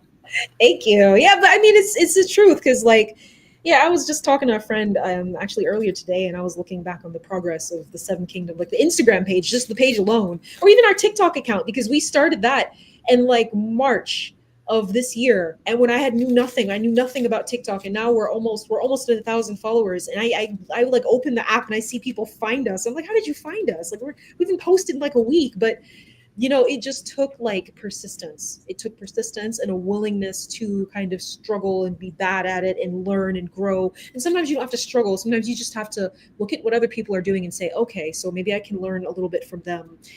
Be open to the different ways that you can learn, and be open to putting yourself outside of your comfort zone, really. And that's what it is doing that persistently, even when you're frustrated, even when you think you're not really seeing results, because I promise you don't think you're seeing results. And then 5 months from now, you'll recognize that you moved 10 miles. So it really is about the persistence. It's learning how the FYP algorithm works. That too. But you can have the FYP algorithm, but if you don't have good quality video, you're not going to be seen by anybody, or you're going to be seen, but so it's a balance. It's a balance. It's getting them to come back after that stuff, after FYP content comes in. It's like, oh, this is pretty cool. I need to come back and see what else they're doing. Exactly. Got to hook them. Mm-hmm. Exactly. So again, another hard question for you, and actually probably not going to be that hard, but who would win in a fight? You know, I picked these two just because of the conversation today. I know you did. 1v1, no teams, no help. Sailor Moon at her greatest versus Goku at his best. Sailor Moon. Sailor Moon. No question. No question. Sailor Moon is Sailor Moon. I think here's why I say this. Yeah, Goku has a spirit bomb, but I think I saw something that described the power of like Sailor Moon's strongest move, and it was like the way they described it. It was like greater than his spirit bomb. So I'm gonna have to go with that. Spirit bomb is one thing, but he's a god now, right? Not just a god. He is he literally can't be beaten. Yeah, he's a Saiyan god that can become Super Saiyan as a god. Yeah, Super Saiyan God, Super Saiyan. I think he's up to Super Saiyan, or Ultra Instinct is his big thing right now, and it's like beyond Super Saiyan God. It's crazy. Oh, well, that's new to me. The Goku from the 2000s would have, yeah, Sailor Moon would have mopped him. But apparently he's upgraded, so maybe Goku would have won that then. It's actually a trip when he goes into Ultra Instinct. So you know how like when he would go into different levels of Super Saiyan, he'd get like progressively bigger. Mm-hmm. When he goes into Ultra Instinct, he gets skinnier, right? But he's faster and he's stronger than anything. He's strong enough to defeat Beerus, the god of destruction, who his literal job is to destroy universes so that they can recreate new ones. Interesting. Yeah. Okay. He's become quite too OP. Yeah, and he's being trained by Beerus and Whis, who's Whis is his valet. But like, yeah, it's a trip. He still can't beat Superman, so it's fine. That is true. There's a channel that determined that. Yes, he can't beat Superman because Goku is always trying to achieve the next level, whereas Superman is as strong as he needs to be. Superman has no limits, so the character with no limits wins against the character who's trying to achieve the next level every time. Yeah, I see what you're saying. Well, interesting. I just learned something new. Look at that. Every day. Today years old. And welcome to distance nerding. Bunch of nerds. I love it.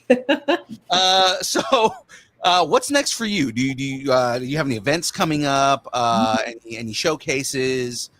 Anything going on? Like what's something that you before we even get to pluggables, but what's some plugs that you might have? Well, we've got Anime Week in Atlanta coming up next week, Thursday, which is crazy because we've been prepping for that for months.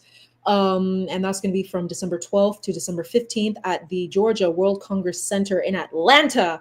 Next year, I am aiming to be at Charlie's Collectibles Show. I'm aiming to be at a number of other conventions, still waiting for those to be confirmed.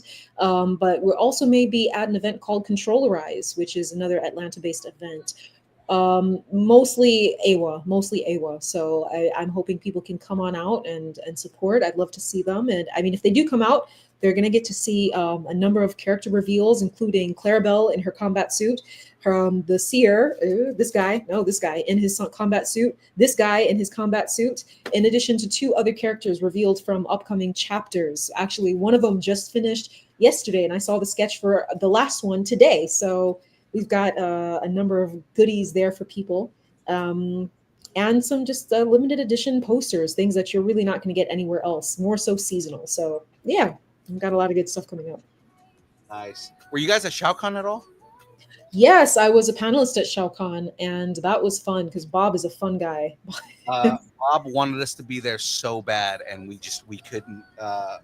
Basically, we couldn't afford to get to Atlanta, so Yeah. And we're on the West Coast, so we're in Sacramento. So, but Bob, I'm a tad bit closer than you. Yeah, you're in Chicago, but I mean, Bob was really pushing hard because he's like, I love your guys' message. I love what you guys do. You need to be at ShowCon. And I was like, we can't do it this year, but let's plan for next year. We'll be there. Yeah, I want to be at ShowCon next year. All going well, that will happen. Yeah, because again, I love Bob as a person. He was actually going to be on our 200th episode, which we just did 2 weeks ago. Mm-hmm. Yeah, you know, by the time we were trying to get him on, like actually on the show to talk, it was already kind of late. So, you know, we wanted to let him go to sleep. But I mean, it's he's a great guy. I love Bob to death, and it's like when you said you're doing kind of events and things like that and showcasing and whatnot. I was like, oh man, wonder if she was at Shao Kahn because that's in Atlanta. So Yes, yes. Actually, I ran into Bob at an animation conference. So fun fact, I knew Bob from when I was in college. I used to be a DJ from a college radio station, and he used to listen to Graveyard Shift, and he used to hear me, and he used to call me in the mornings and be like, "Hey, I've got a workshop I think you should attend."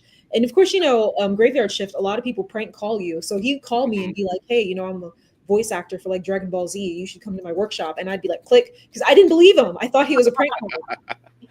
And then he'd call back and be like, "I'm being serious. This is not a prank." So that's how I got to know him, and I actually went to his workshop, and it was you're literally hanging up on Shao Kahn himself. yeah, that was wild, man. I was like, oh no, but I mean, he never forgot me. So 10 years later, because that was back in 2014, 10 years later, I saw him at an animation conference this year, and he was like, "I remember you. You're coming to Shao Kahn." I said, okay. So yeah. I mean, if you've got the green light from Bob Carter. We're all about it. So even more reason for us to push it. Oh, thank you. Yeah. Bob Carter is the best guy in the world, and I love him. So, Yeah. so with all that being said, where can everybody follow you? Where can everybody learn more about you? Give us all of the plugs, all the pluggables, every social media, everything you've got.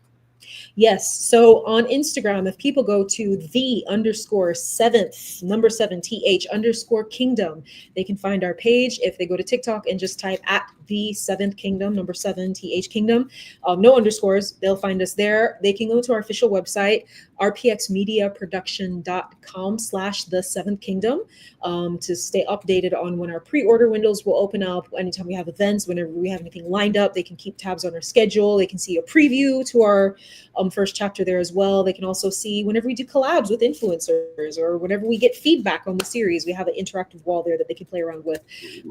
And I mean, if they visit our Instagram account, we have a hop bio in our link. We have a link in our bio. They click that, they can see our Manga Plus creators account. They can see our Webtoons account, where they can go and subscribe. They can like, they can read, and even see wonderful interviews like this one posted for everyone to enjoy. So yes.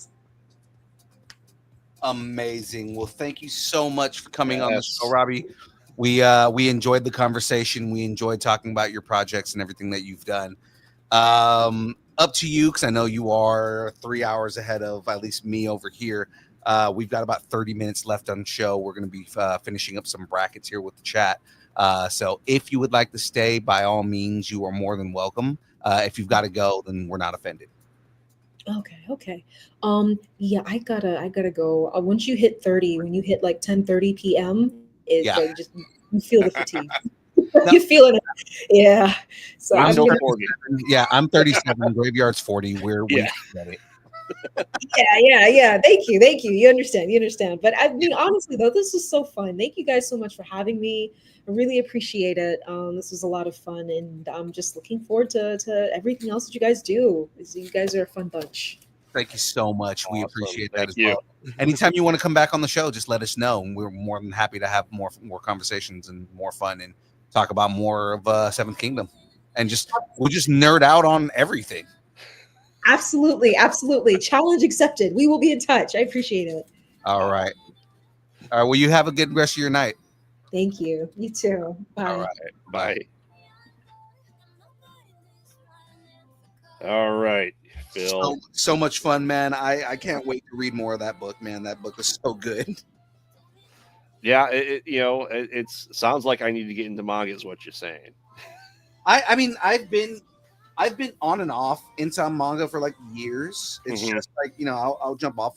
My issue with manga is it's like comic books. It's really easy to read and you get through it pretty fast, but it's so long. You know, like they're just like Dragon Ball Z is on like 197 chapters or something like that. Holy crap! Yeah.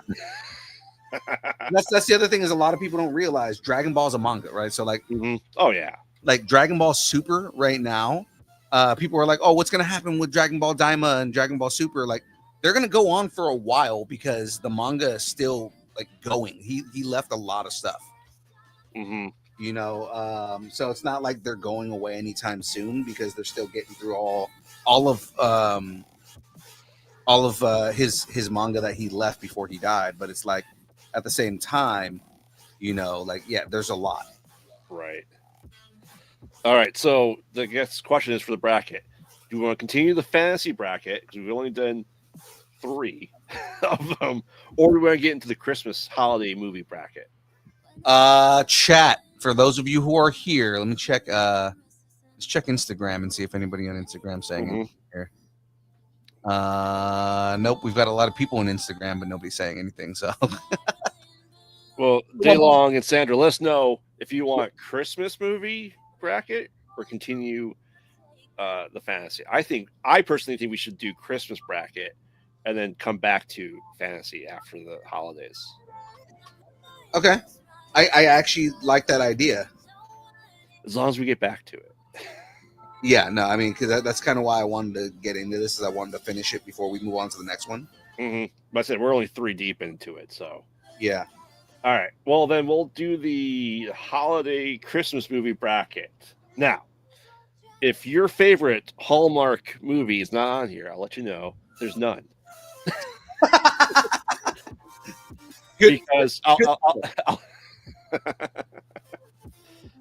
Because I'll say it right now.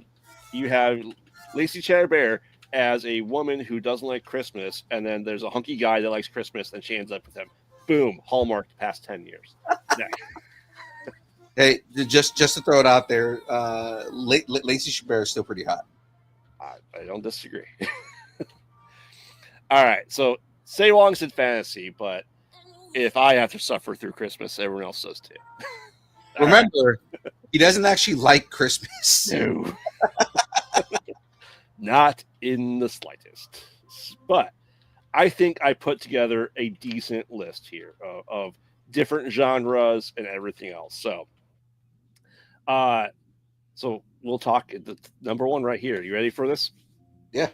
How the Grinch Stole Christmas. And I'm going to go with the Jim Carrey version. Okay.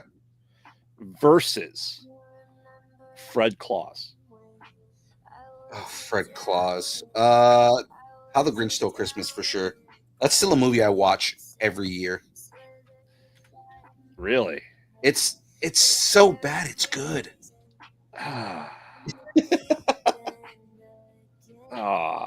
I mean, it is bad. Don't get me wrong. It's absolutely horrible. Fred Claus is quite tolerable because it has Rachel Weisz, Paul Giamatti, and Vince Vaughn. And that's the one where Vince Vaughn is Santa Claus's younger brother, right? Yes. Yeah. And is this a Hallmark Christmas list, Tater?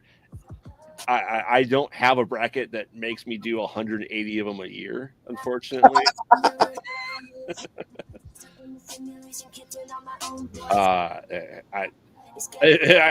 If I made a whole Hallmark Christmas list, I'd have seen none of them, quite honestly, except Hot Frosty. I mean, who doesn't want a Hot Frosty? Don't Google it. I need a Hot Frosty. Yeah, the pitch meeting for that was absolutely hysterical. It's. Oh, did they do a pitch meeting for that? Oh, yes. Oh, I gotta go watch that. Yes, if you said don't Google Hot Frosty what it actually is because it's disgusting. Holiday touchdown with the Kansas City Chiefs. Where's Say Wong now? Thanks, James. Glad you can make it. James, we're talking movies that you might watch with Christmas and holiday movies. Right. You have. I'm voting Fred Claus because I don't like How the Grinch Stole Christmas. So right now we're tied though between Grinch and no, we're not. We're not tied. Never mind. Claus, Grinch. Yep. Nope. I think. Get on the 818, will you? All right. James, we need you, James. What do you think's a better Christmas movie? How the Grinch Stole Christmas with Jim Carrey or Fred Claus? I'd be surprised if he said Fred Claus. I would be too, but you never know. True. You never know. I mean, it's definitely. I mean, both of these movies are watched in my house at Christmas. I'm not saying by me; they're watched in my house, though. How the Grinch? Come on! All right, that seals the deal for the Grinch. His heart grew 3 sizes that day, and he died. All right, next up. Okay, we have the ultimate Christmas movie, Die Hard. Yes, best Christmas movie ever. Exactly. Versus, just Michael Caine talking to a bunch of puppets. Michael Caine. Yeah. So the Muppets Christmas Carol versus Die Hard. Okay, I've got to say, Mm-hmm. what I love about the Muppet Christmas Carol Mm-hmm. is that Michael Caine takes it so seriously. He does. He when he's playing Scrooge, like he's legitimately acting like the puppets are actual actors on screen. Oh, And easily. there's something respectable about that. That being said, it's fucking Die Hard, man. Come on. Yeah, I know. It's Die Hard. Die Hard's definitely my vote. Yeah. I love that movie. Don't get me wrong. I love Muppet Christmas Carol. It's a really good movie. Mm-hmm. But it's fucking Die Hard. Oh yeah, yeah. And I threw Die Hard here just because there's always that huge debate now, right, for it. It'd be really interesting if it makes it all the way. Oh, no. That would piss off so many people. That's why it's on the list. All right, we'll give chat here another 30 seconds. Right now, people are talking sports and putting a ring on it. I guess I don't know. Are they talking about T-Swizzle? 3 peats for the Chiefs, I guess. No one cares about Kansas City. Not even Kansas City. No. Say Wong. No one cares about Kansas City. All right. Time's up, chat. Die Hard is moving on. That's actually Day Long with Muppets.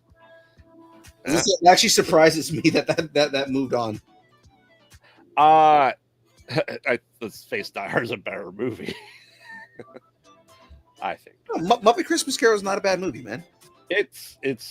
I am forced to watch that one. There are very, very memorable moments in that movie, and again, Michael Caine's performance is fucking uncanny. Oh yeah, yeah, for sure. All right. I mean, that is the pinnacle Muppets movie. Let's face it. It is. All right. So that Die Hard moves on. Next up, we have Scrooged with Bill Murray. Bill Murray, yeah. Versus Bad Santa. Oh, that's a hard one. I made sure that I put the comedies together like that. That is a hard one because they're both really funny and really good. Like, who can hate on Bad Santa? Come on, man. That movie's fucking amazing. But so is Scrooged. Scrooged is a fucking classic, so that's where that gets hard. Mm-hmm. 2 votes for Scrooge so far. I'm going Scrooge just because it's Bill Murray. You know? Yeah. What do you think, Phil? I think I'm gonna go Scrooged, man. I as much as I love Bad Santa, because it really is a good movie. Oh, it is. Yeah. There's something about Bill Murray and him being Ebenezer Scrooge that just, or not. I mean, he's the allegory for Ebenezer Scrooge, but I mean, like, right. Like, it's such a good movie. I have to go with Scrooge. Yeah. So far, no one is saying Bad Santa in the chat, which is interesting. That is very interesting. I thought there would have been at least one Bad Santa fan out there. Yeah. Like I said, I almost voted for Bad Santa, but I was just like, no, Scrooge is just that much better of a movie. Exactly. As James said, Phil, you're an allegory for poop. You're an allegory for poop.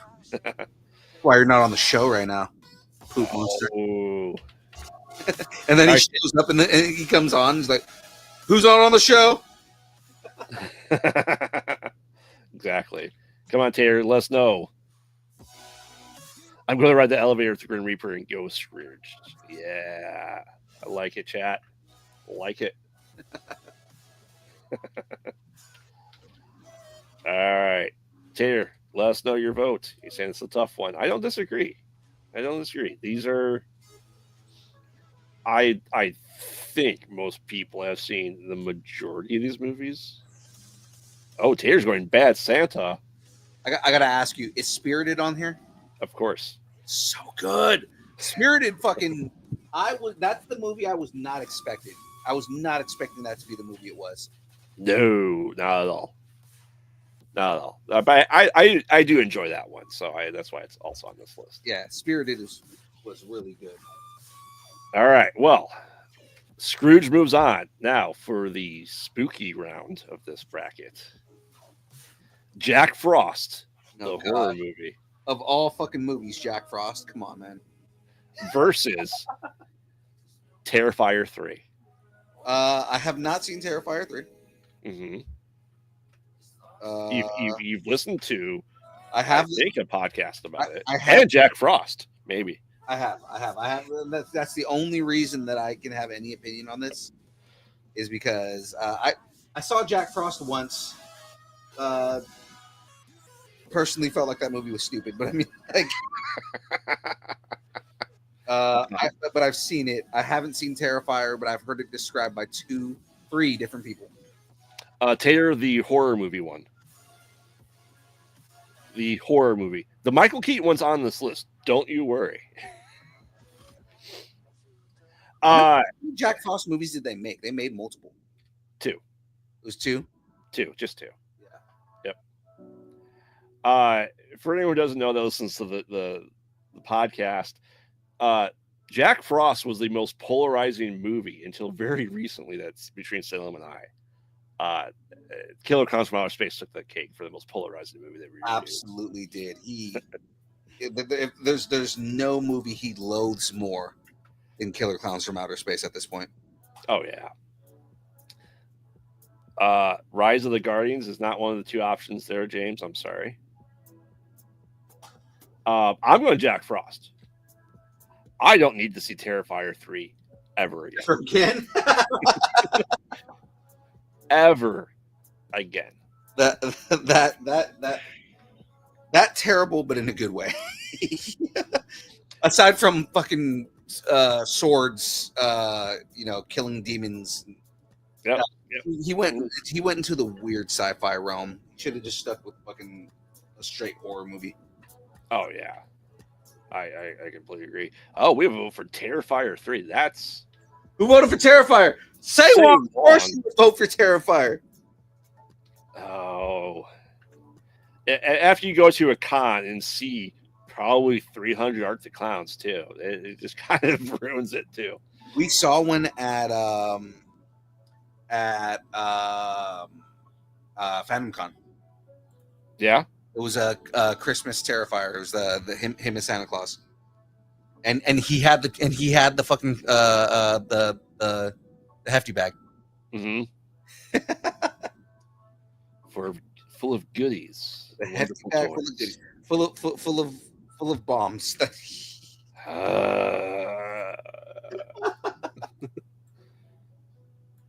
All right. Jack Frost is moving, not surprisingly. Yeah. For sure. That on Grave of the Firefly. Huh? I don't know what that means, Sean. All right. Next up on this. James voted for Killer Clowns. I know he did. Of course he did. A very Harold and Kumar Christmas. Yes. Versus Prancer. Oh, was that that was also a horror movie, right? No, it was actually not. Prancer is the 35th anniversary is coming in next week, actually. and it's about a little girl who finds Prancer on her farm. It stars Sam Elliott and it's filmed about 30 miles away from my house. Starring Sam Elliott. Yep. Written by John D. Hancock. Huh. Yeah. So it's Prancer versus Harold. Arguably the worst Harold and Kumar movie. It is arguably the worst Harold and Kumar movie because arguably the first one is the best. But I mean, Yes. yeah, White Castle is easily the best one. But I think I'm gonna go Harold and Kumar on this. Oh yeah, it's I agree. Harold and Kumar, despite John, don't listen. I'm going to go see you next week and watch this with the cast. Like, don't get me wrong, I love Sam Elliott. I think Sam Elliott is an amazing actor. Mm-hmm. I'm not even interested in watching this movie. It's okay. Like for being take place in Michigan and actually being filmed not that far from my house, and knowing the director now, it's just kind of like, all right, I'm gonna go see it. Right, taking my kids. It sounds like a bad Hallmark concept. I'm not into this. Now there was a sequel made like in the 2000s. That's pretty funny. All right, so yeah, you gave my baby cocaine. Yes, day long. They gave my baby cocaine. Harold and Kumar. Oh, that's right. Yeah, I haven't seen that movie since it came out. So I saw it in theaters in 3D. I've seen White Castle millions of times. Oh yeah, Harold and Kumar Christmas. I've only seen like once. Michigan near the Yupper? No, I don't. Near the Yupper? I don't live anywhere near the Yupper. The only reason James brings up the Yupa is because his wife is from the Yupa. Okay. I can see that. That makes sense now. Yeah. All right. Next up, kind of pseudo horror movies. The Nightmare Before Christmas. Yes, we already know that one's gonna win. Like that's gonna go high on the bracket. Versus the sleeper hit of The Mean One. The Mean One. Mm-hmm. What if Art the Clown, but How the Grinch Stole Christmas? This is an actual movie? It is. You'll be hearing about that next week. Okay, I will definitely be listening to that episode. I'm interested, but at the same time, it's Nightmare Before Christmas. I'm sorry. Correct. No, the Mean One. It's literally the guy that plays Art the Clown, but as the Grinch. It's the same dude. Yeah, that's funny. Yeah, David Howard Thornton. Yeah, he plays the Grinch, and it's stuff they can't say the Grinch. It's called The Mean One for copyright laws. It's basically like if the Grinch went on a homicidal tirade. It's basically what happens if instead of the Grinch being told by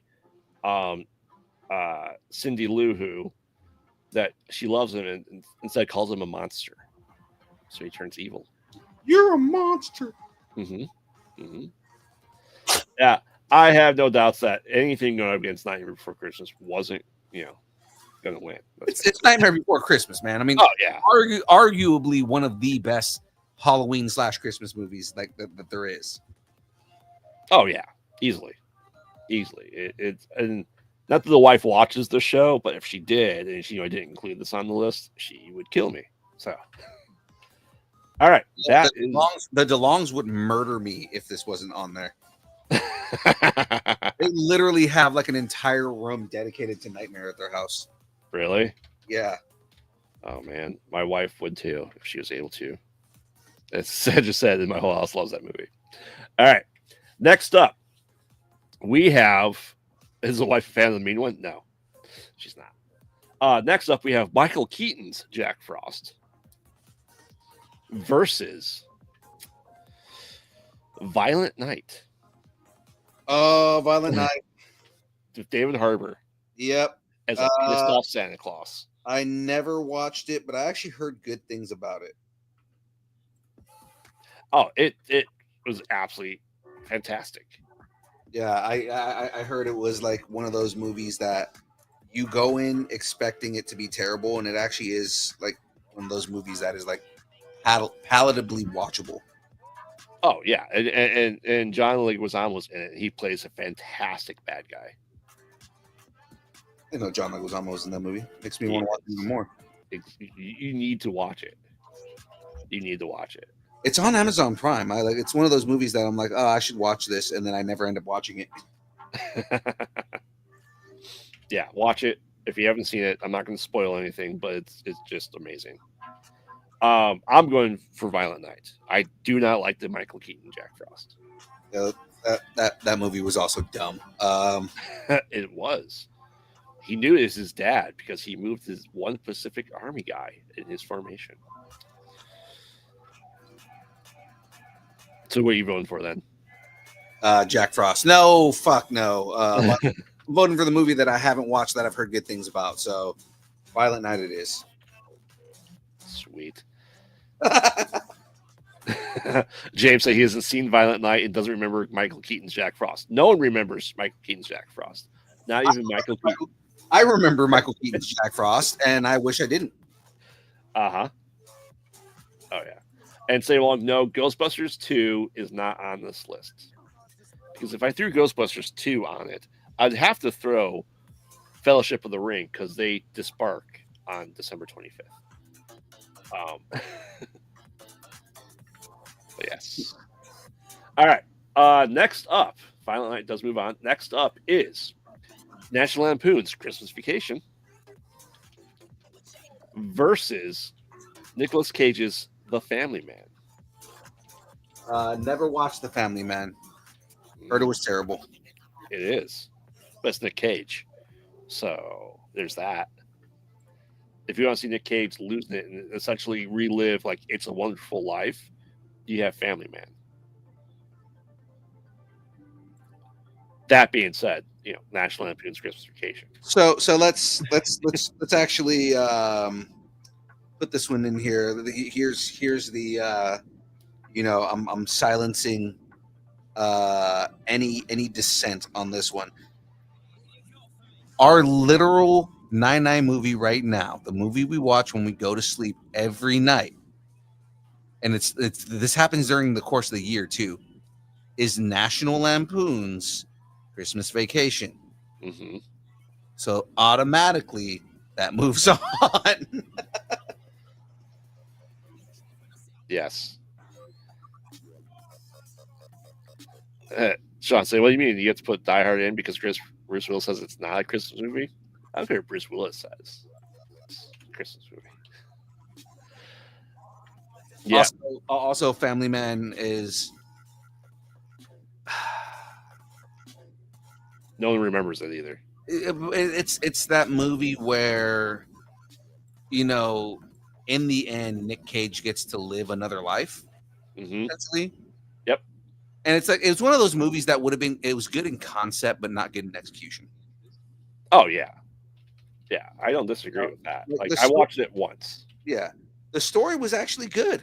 Like, the story was good. The movie was not. Yeah. It's very true. Yeah. Mm-hmm. Because it's actually a really good story if you look at like what the story's about and like kind of like what he learns and everything like that. Like, there's a lot of good in that movie. It's just it was so poorly executed that it's like it's not worth anything. Yeah, I agree. All right, so Christmas Vacation is clogged the shitter. Next up, Love Actually versus Spirit. Love Actually is a Christmas movie? It is. It is. And I heard you say Spirited, so yeah, Spirited wins. What? The Ryan Reynolds one? I'm shocked, sir. Shocked and confused. No, wait. Confused because of your sexual feelings. Yes. Towards Ryan Reynolds. Hey, good afternoon.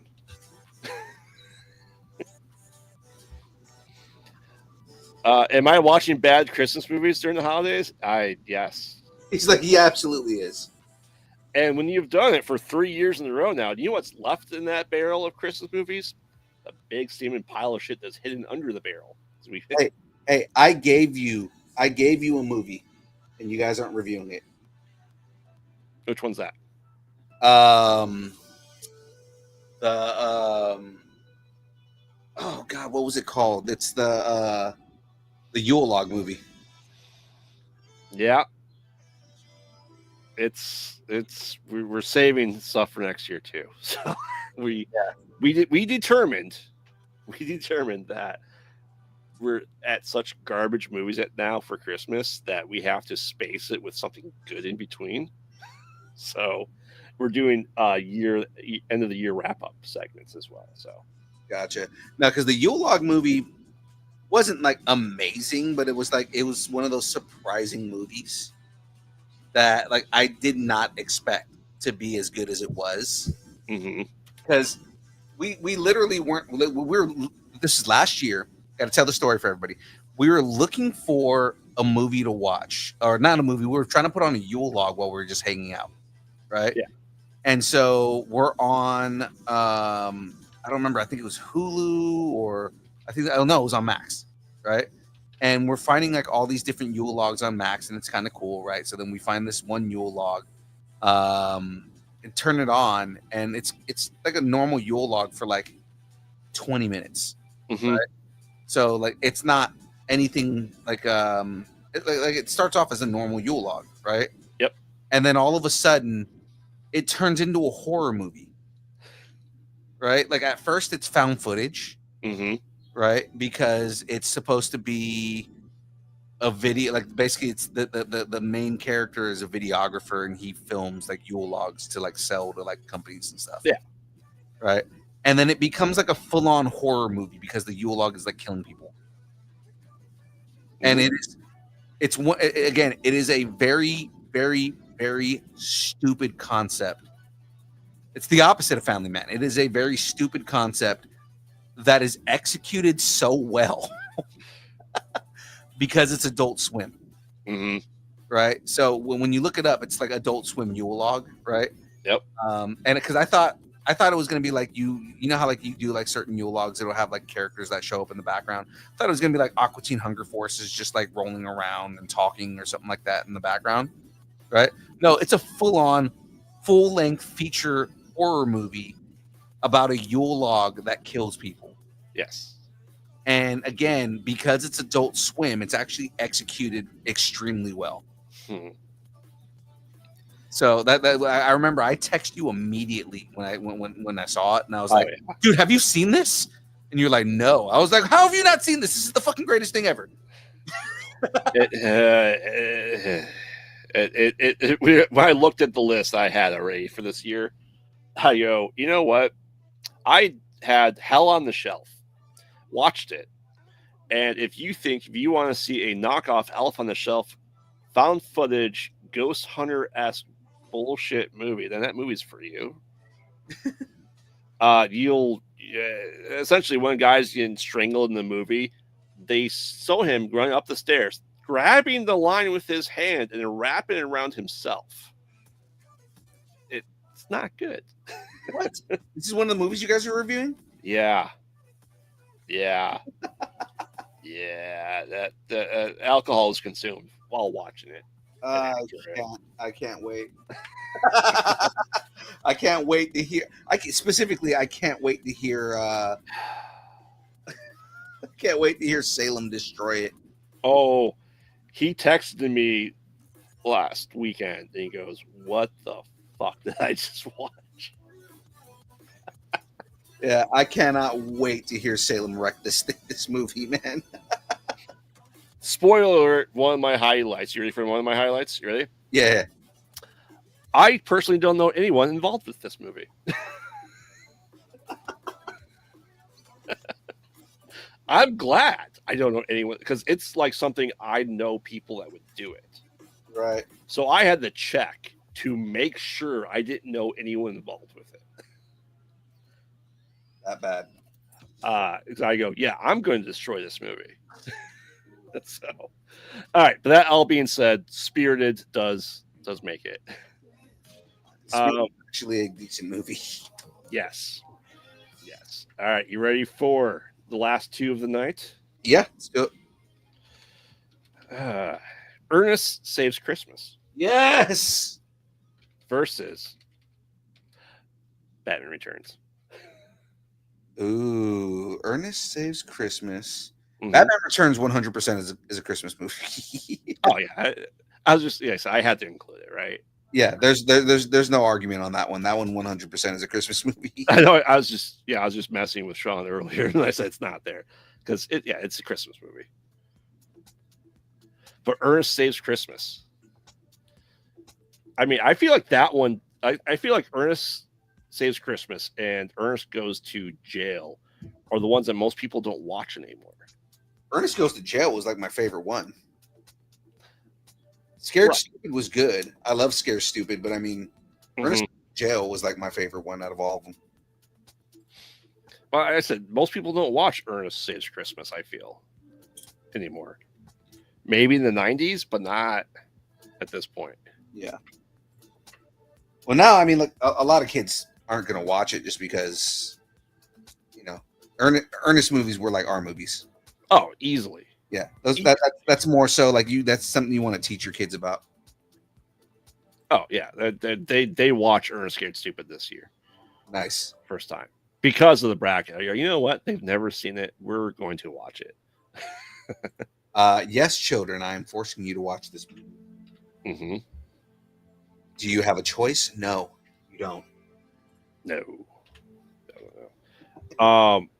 That being all said, you know, in the world you can be anything. Be Batman. Yeah, no. Batman is 100% my choice. As much as I love Ernest Scared Stupid, I love Ernest P. Worrell as a character. Mm-hmm. It's, I mean, you know, you guys know my answers when I talk about stuff like this. It's fucking Batman.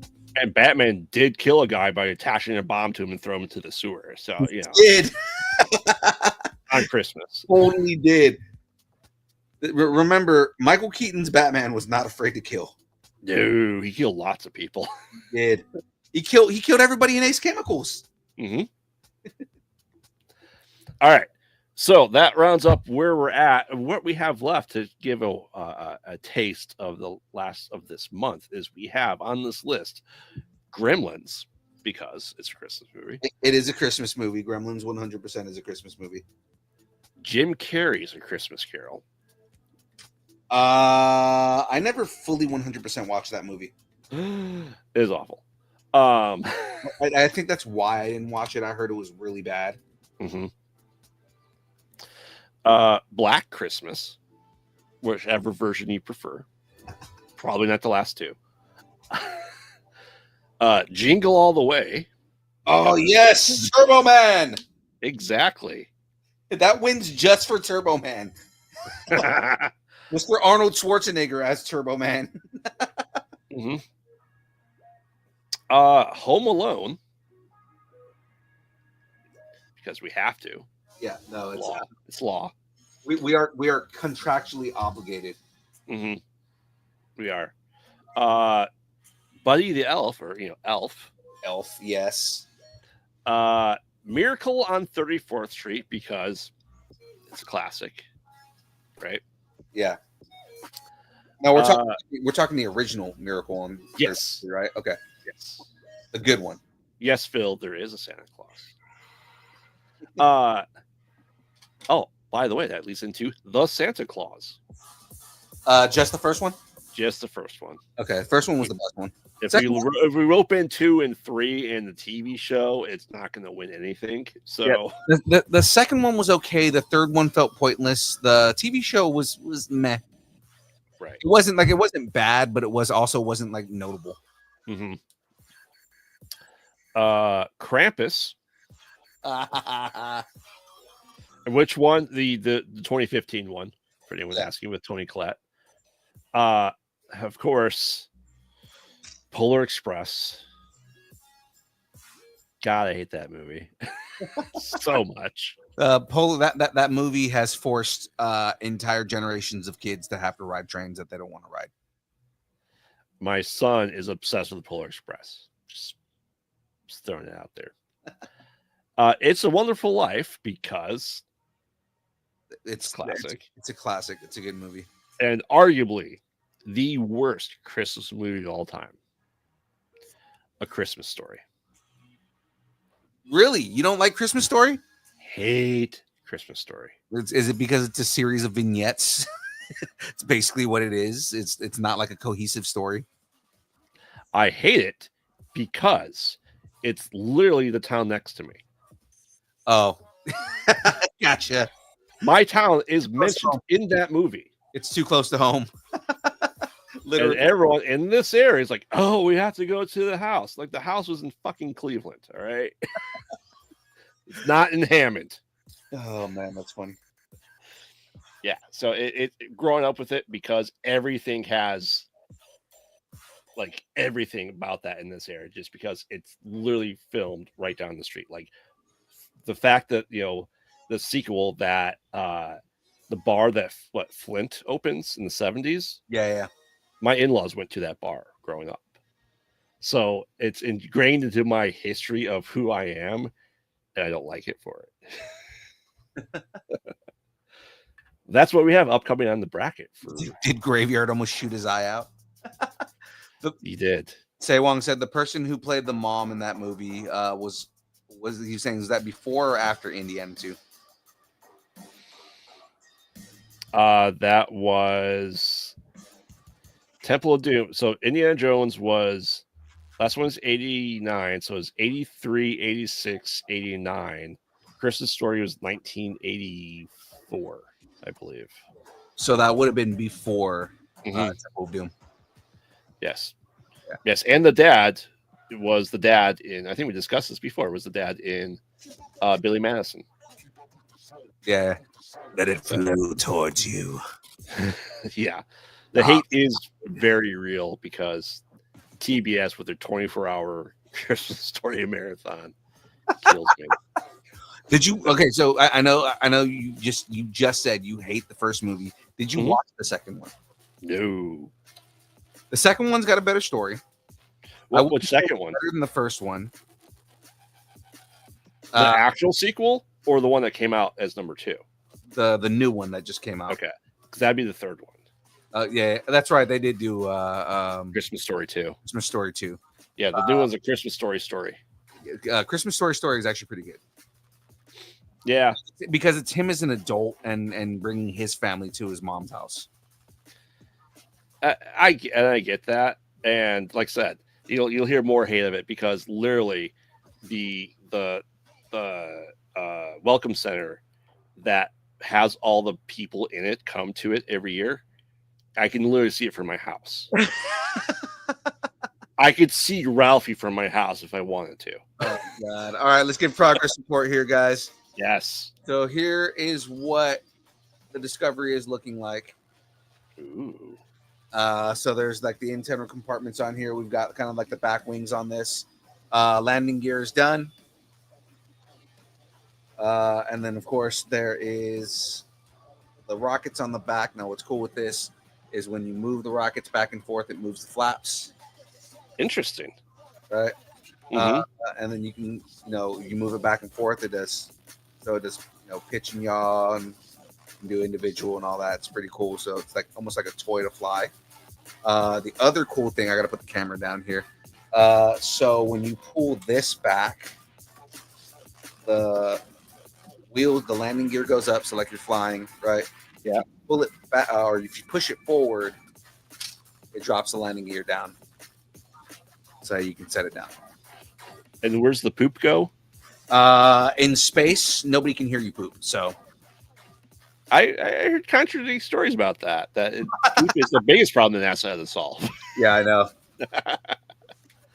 I'm sure the poop goes into a box that they then jettison out into space. That then becomes a rock that comes down and kills everybody. And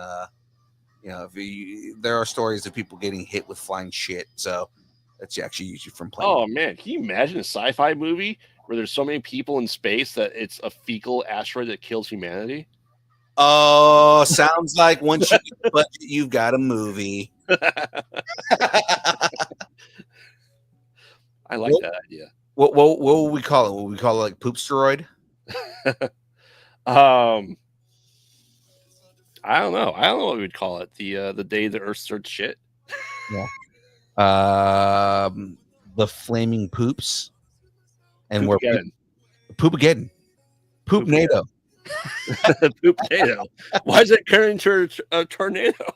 No. You know what the best part of that is if James only knew the level of next level joke that would be if he listened to They Mostly Pot Out at Night. Because Salem always, whenever it comes to movies he hates, it's always a comparison to fucking Sharknado. It really is. And have you noticed we haven't done a Sharknado episode yet? Oh, have you not? No. Because remember, you guys had so many episodes. Like I've got to catch up to old episodes, so I'm listening to everything current, right? There's a list of movies to review when we have literally run out of any ideas. It's in case of emergency break glass. One is the Evil Bong series. Because there's like 18 of them. And they're fucking terrible. And 2 is Sharknado. Yeah, Sharknado. How many Sharknado movies are there now? 6. Yeah. Tara Reid. Yep. The only acceptable way to watch Sharknado is with riff tracks. Because when the guy's chainsawing through the shark, he see the chainsaw pop out like, please be Bruce Campbell, please be Bruce Campbell.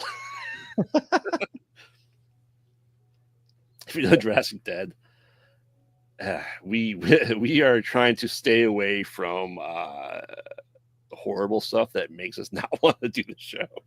Yeah. The containers are loaded onto a cargo ship that returns to Earth, where they burn up in the upper atmosphere. See, I like it because, like I said, we just make it Armageddon, but it's shit. So like the meteors that like destroy New York City is just frozen shit. It just destroys all the stuff. And that's how you destroy New York City, is with a giant frozen turd. All right. Well, on fire. That's what I was saying. Like, when I was saying flaming shit, right? It's because it's a swerve. You think the movie is going to be about somebody like, somebody putting a like one of those paper bags full of dog shit on fire on someone's porch. Yeah, you think that the movie is going to be about like one of those gone bad. No, it's called flaming shit because when it hits the atmosphere, it just fucking burns, and now you've got a fucking flaming shit fireball coming at you. And smelled great. Yeah. When people talk shit about cities smelling like shit, well, it's because it's going to be destroyed by a shit bomb. Yes, we'll have shit tsunamis. Yeah. God. Call back to a joke that nobody else knows about. All right, well, ladies and the day the Earth turned brown, there's the winner. There you go. Well, ladies and gentlemen, that is it from us for the rest of this night. If you have ideas on what we should call our frozen shit movie, do me a favor, shoot it to distancenerding at AOL.com. And we will go over them next week or tomorrow on the show. Now, tomorrow is just, are you going to be on tomorrow? Yes. Tomorrow's just going to be brackets. All right. Our guest had to, our guest that was booked for tomorrow double booked, and she's going to be on the 19th. That's the movie I had her send you. Okay. So she's going to be on the 19th of this month. She didn't realize she had double booked the show. So we do not have a guest for tomorrow. And I feel like that's an hour for us to catch up on brackets. So, or if everyone's available in the Distance Journey universe, we could do the trivia. Oh, We got to check with Liam because I Mhm. think Liam has prior obligations. But I would love to do that. That'd be fucking fun. Just because what he has, if you've seen the show that he's basing it on, Mhm. it's comedy and it's just nothing but ad-libbing, and I'm ready for it. I mean, why not do distance during game night? Yeah, I know. You know what we still need to do is we talked about this. I remember me, you, and Forrest talked about this a while back. We need to do a Jackbox night. Oh yes, Yeah. I fully agree to that. Yeah. Jackbox night would be amazing. Exactly. Well, wait. Guys, that is it from us this week. Graveyard, give everybody your plugs, please. Let everybody know where they can find the grave. Yes, I am Graveyard, co-host of the Mostly Pod Out at Night, Mostly Podcast. Mostly Pod. at night. Mostly. You can get new episodes. They're supposed to be every Wednesdays. This week has been chaotic, to say the least, with real life and work. So it's going to be a little bit later this week. Also, you can find me over at Conversations Void, where I just had Joey Gaynor, who was on this show a couple weeks ago, on last night for my 30-minute show that lasted an hour and a half. Yeah, Joey's like that, but he's amazing. Yes, he is. And follow us on social media at Pod Out Night and see all the new stuff that we're working on. We are finalizing some pieces for our next movie called The Fairfield County 4 for Hordads production, which we're going to be shooting in April to do a release June-ish as well. And yeah, check out, because we met so many amazing people. I don't think we even had a chance to talk about Days of the Dead Con that we had 2 weekends ago. It was just absolutely amazing, and got to meet really awesome people, and it made me want to do more and more cons. So interesting stuff coming from that, hopefully soon. So make sure to follow us. That's right. And I was 100% not prepared, as I normally am, to do anything here. So hold on. Because we're brainstorming shit movies. We really are, and it's still going on in the chat. People are still coming up with names and shit in there, and shit. So it is the greatest. I think this is probably one of the best things that we've ever done. Again, guys, everybody that's in the chat, whether you're watching on Instagram, if you're watching on YouTube, anywhere that you're watching, guys, if you're watching this after the fact, again, we're going to be doing some more fun stuff tomorrow. Give us your idea on what the Frozen space shit movie should be. Right. And we, I don't know, we'll do something for whoever has the best idea. Yes. We'll figure it out. Well, ladies and gentlemen, if you want to connect with us on all the social media places, whether it's on the internets or not, if it exists, ladies and gentlemen, you can find us on all the social media platforms: Instagram, Facebook, Twitter. It's not X. I guess we're on Twitter until I stop being lazy and make a Blue Sky account. But Twitch, TikTok, Threads, YouTube, Discord, MySpace, Vine, GeoCities, Friendster, Second Life, AIM, Farmers Only, Christian Mingle, OnlyFans. It's only pictures of Aaron Watson's feet and mandals, the beard, James's glasses, whatever Shadu does for money, which is usually doing a 3-penny opera. If you don't know what a 3-penny opera is, you can't afford it. We were talking about how he does hand jobs for pennies. It's great. Pennies, you say? Pennies. That's right.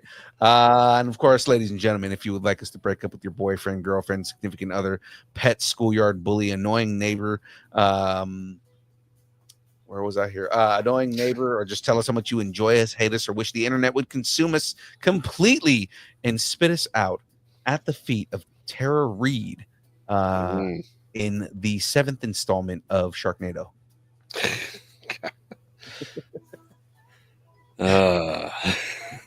You can shoot us an email at dist. Okay, so a couple more ideas over here. Of course, we see Poop Mageddon, the Shark from Space, Black Hole Sun. That's when they have to restart the sun with shit. Exactly. Poop Shoot Black Hole.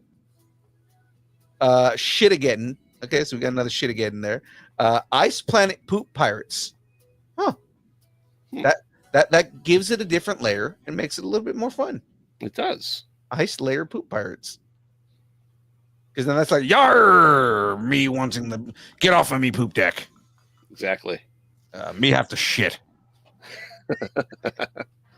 Why are the toilets always filled? Why are the toilets always clogged? Where's all the shit gone? There you go. Are the pirates from Pirates of the Pancreas? Oh, yes. That is a prime deep cut Rick and Morty joke right there, and I love that. There you go. Why is the poop always gone?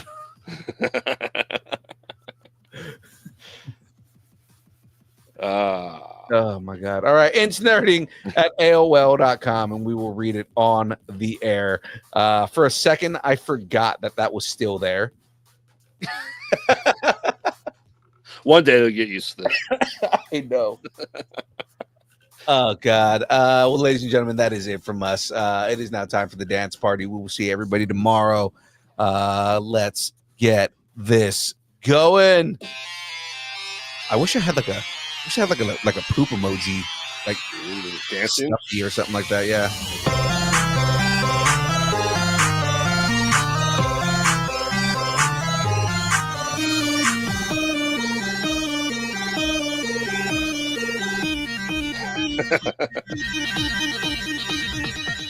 Distance nerding.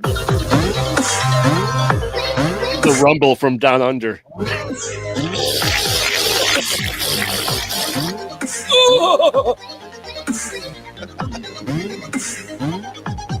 I put my pants.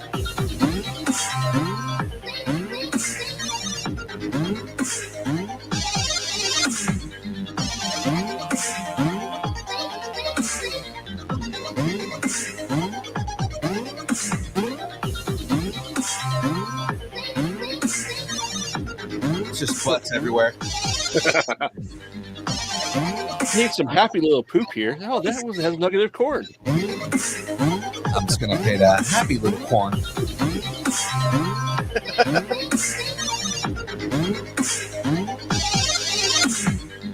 That's my ass.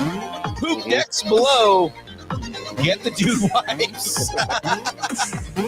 We'll see everybody tomorrow. Sharknado. That's good.